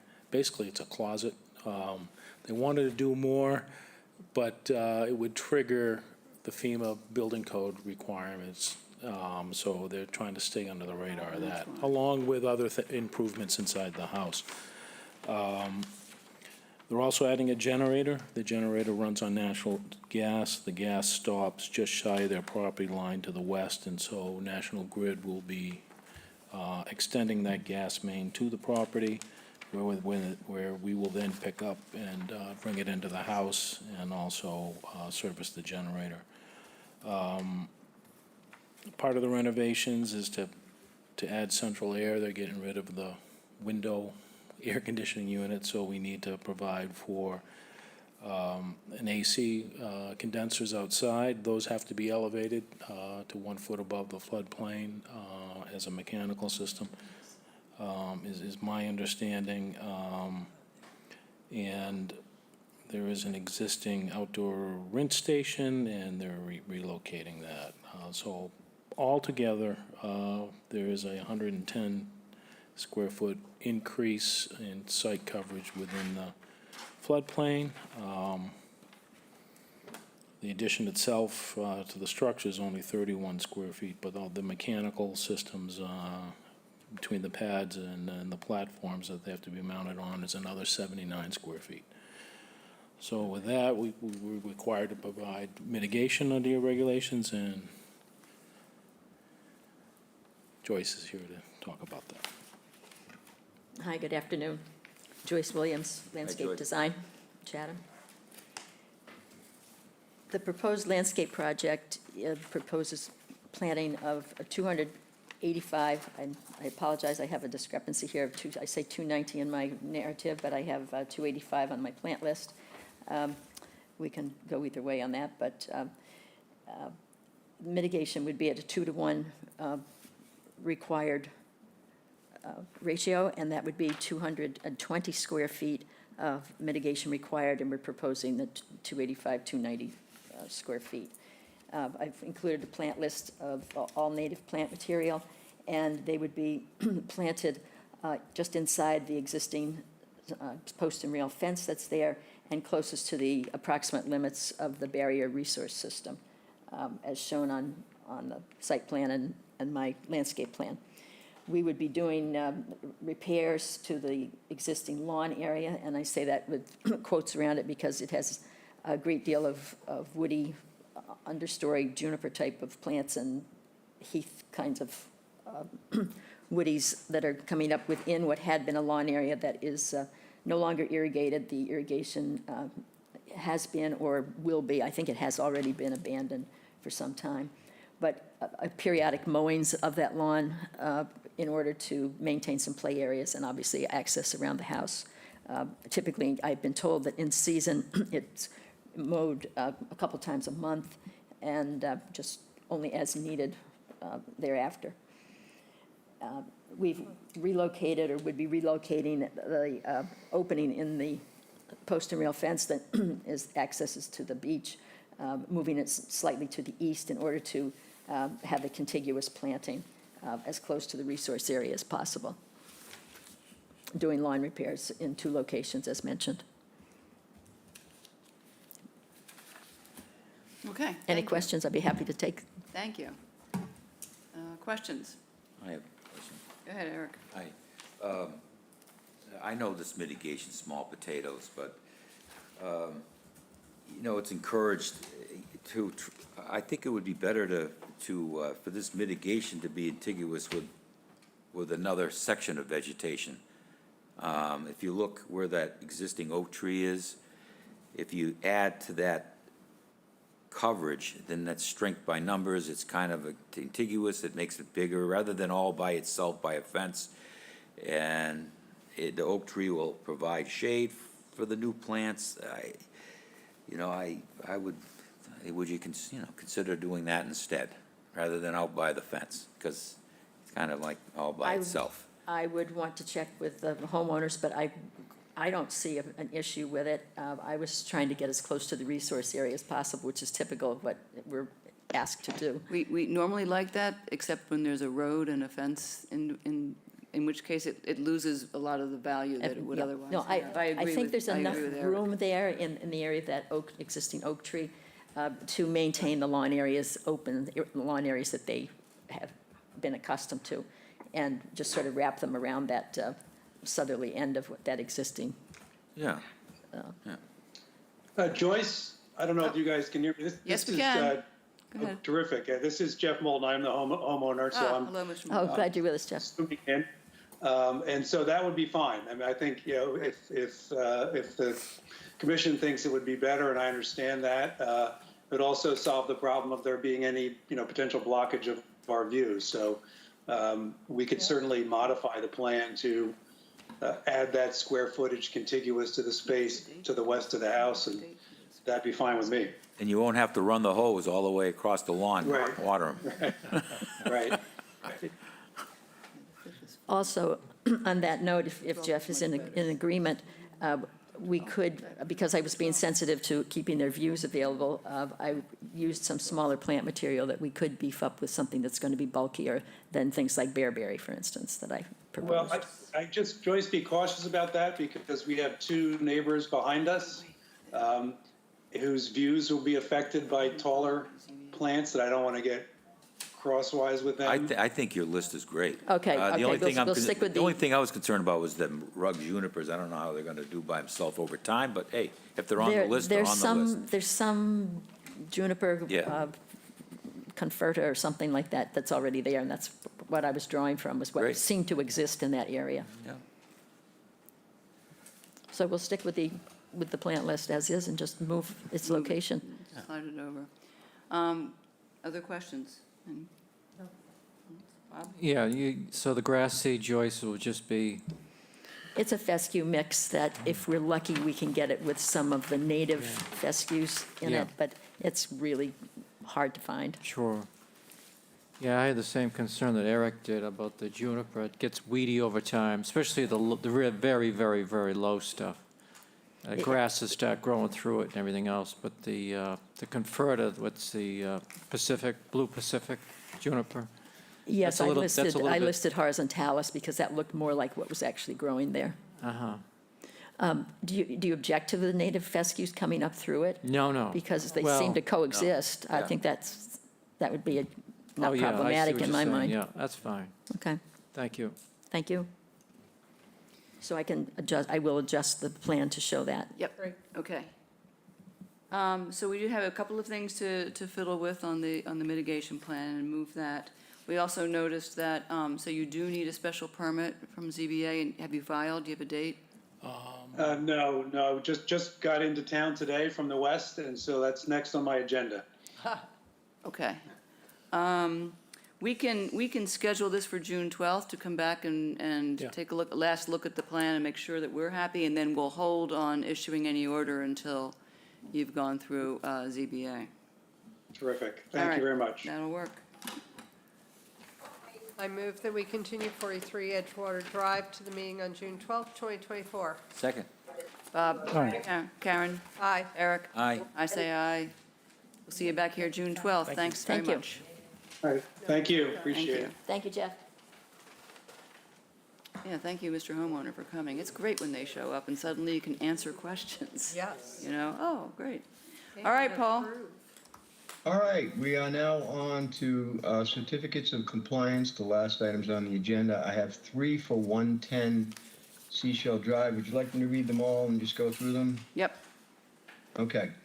110 Seashell Drive, Kevin and Patricia Berry, map 1A, parcels S1, SE10, 3444, Nourishment, re-permitting. Next one is 110 Seashell Drive, Kevin and Patricia Berry, map 1A, parcel S1, SE10, 3216. Install stairs over coastal bank, access way to basement, and replace existing leach facility. And the last one is 110 Seashell Drive, Kevin and Patricia Berry, map 1A, parcel S1. This was a local order only for bank stabilization. I don't know if the commissioners have had a chance to sort of look at the documents that we posted up, but we spent a lot of time going through these files to get these things to complete applications for COCs. There's a closing coming up.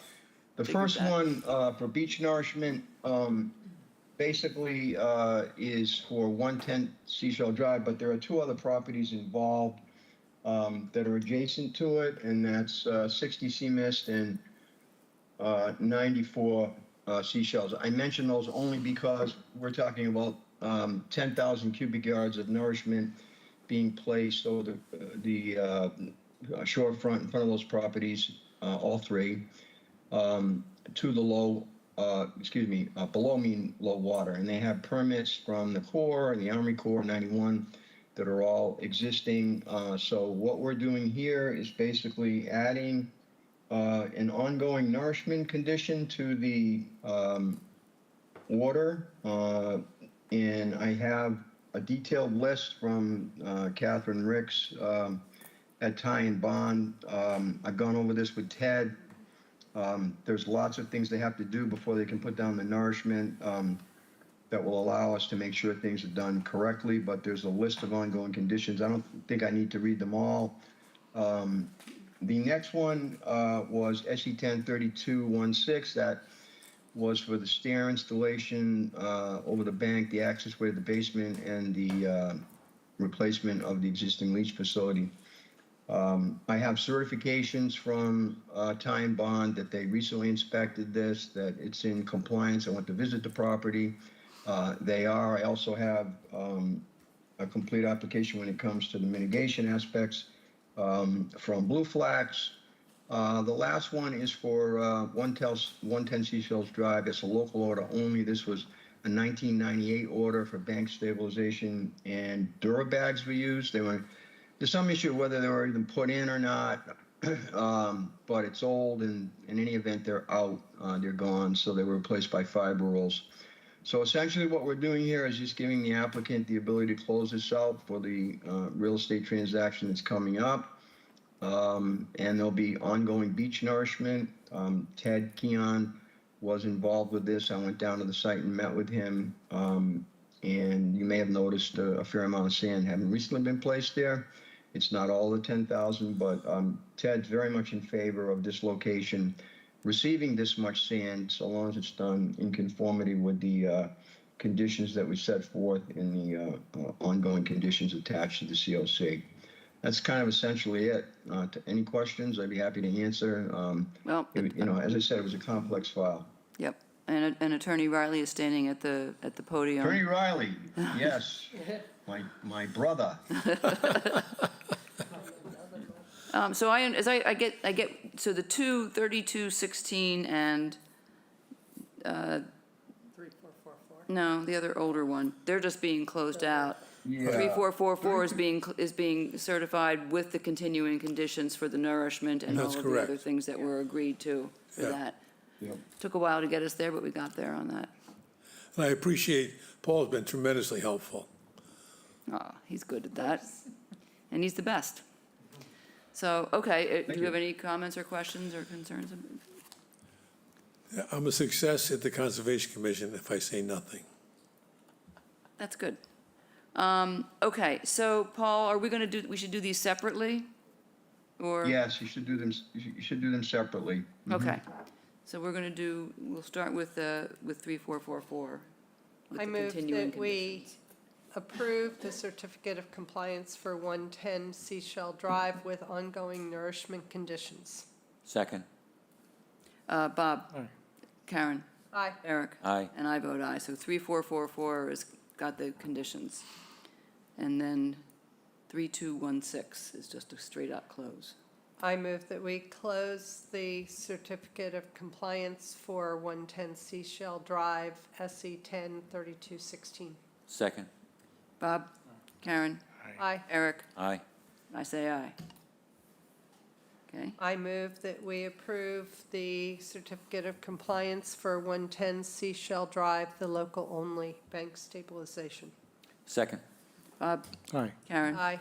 Eric? Aye. I say aye. Thank Go you forth very and much. close your deal. Well, that's, so you know, in addition to those, there were two superseding orders, one from 1981, Oh, no. where no work was done, and one from Oh. 1995, which was a shorefront protection that was completely removed and replaced with the 3216. And we've been waiting a month now to hear from DEP Lakeville. Oh, boy. But thank you very much. Okay. Really appreciate it. We try to be efficient.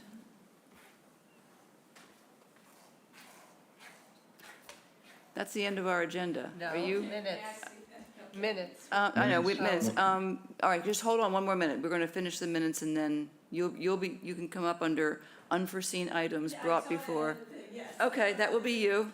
We got it. All right, we have 3 sets of minutes. They have been posted. Let me open all of them and make sure. All right, March 27th, April 10th, and April 3rd. Yep. There have been some minor changes. Does anybody have any further changes? All right, then I'm going to accept all the changes and get these ready for Crystal to finalize. Just do a motion, we can do I them all move together. that we approve the minutes from March 27th, 2024, April 3rd, 2024, and April 10th, 2024. Second. Bob? Aye. Karen? Aye. Eric? Aye. I say aye. So minutes are approved. Crystal, I have accepted the changes, and they are ready to be sent out, or whatever we do with them at this point. I'm not sure. Posted. Posted. Thank you. Before All she right. speaks, I would like a 5-minute break, if that's okay. In other words. You mind? Okay, go. We're almost out of here, so. All right, so we're down to, well, I'm going to wait for him to come back before I say what we have to do for next week. So Mark, we're taking a 5-minute break.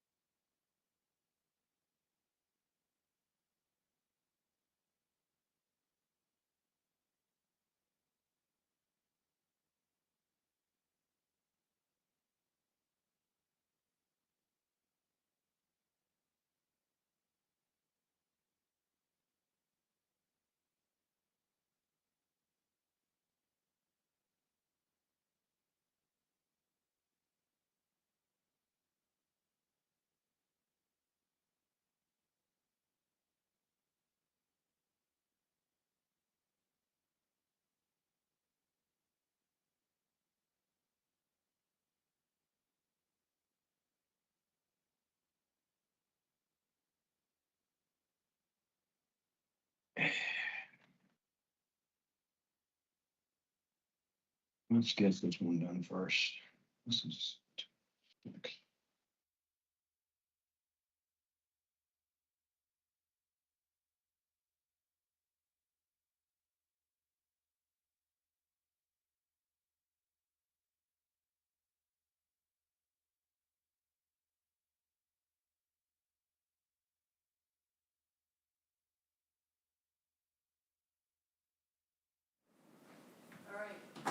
We are back.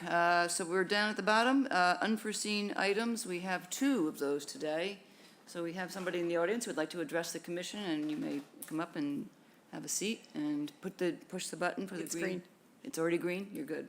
Yeah, okay, I'm Harriet Prout, and I just wanted some information about, you sent the letter to the Cape Cod Commission, and I was wondering if you had kind of any information as to how long it would be before they had a hearing, how we would know, how I could find out when a hearing would be coming. Have you done this before and it takes years, or does it take months? We have not, so we don't have any, this is the first one we've done, so. Okay. I have not heard anything back from them. They have their own processes. I suppose you could just try calling and just asking them. Okay. And seeing if you can get somebody. Do they let you know regulatory first, or do they let I don't the know. select I don't board? know. We don't know. I don't. So you're think- as I don't in the think dark they as I need am. Yeah, no, we're just moving ahead with on our own side, Okay, independently of what they're going to do. okay. Because, and that's probably for the best, that each agency is looking at it Doing each- independently. Okay, okay. So we may or may not reach the same conclusions. But I don't have any visibility into what's happening there. Into what's happening there. Okay, thank you All right. so much. You're very welcome. So on that note, we have a special hearing next week at this time for the airport. So I've put some materials into the Dropbox, because we have reams of materials. The one good thing is that we were able to pull apart the, NOI from whatever, 400 and some pages, into different components that makes it easy to look at. So there's the performance standards, there's the variance request, the site plans, and the vegetation management plan, and they're all separate in the Dropbox. I'm also going to add some other relevant materials that are the layout plan, the FAA letter, a couple of other things. And I'm encourage anybody who, if you're looking over your own ream of materials and you see something that you think is important for the way you're thinking, either put it in there or let me know and I'll put it in there, so that, because everyone's going to have to speak next week. I'm asking everybody to make a statement, sort of in the way of a straw poll, to indicate what your current position and thinking is on whether the project can be conditioned to meet performance standards, and if so, what conditions you would think would be important in order for that to happen. Or on the other hand, if you don't think it can be conditioned, why not? And indicate that you'd be a strong vote against. So one way or the other, we'll have a straw poll at the end of the hearing next week. I am hoping it's our last substantive hearing, and that afterwards we will move forward to preparation of an order of conditions, or a denial, depending on how the votes go. And that would be scheduled for sometime in late June for a vote. So I'm hoping that, we got, the end of the road is coming up. So. I have a question. You were asking about the legal terms. Remember you asked them to bring you the legal terms as why they have to do this? We asked them to show us, to bring documents evidencing that the FAA is requiring this project.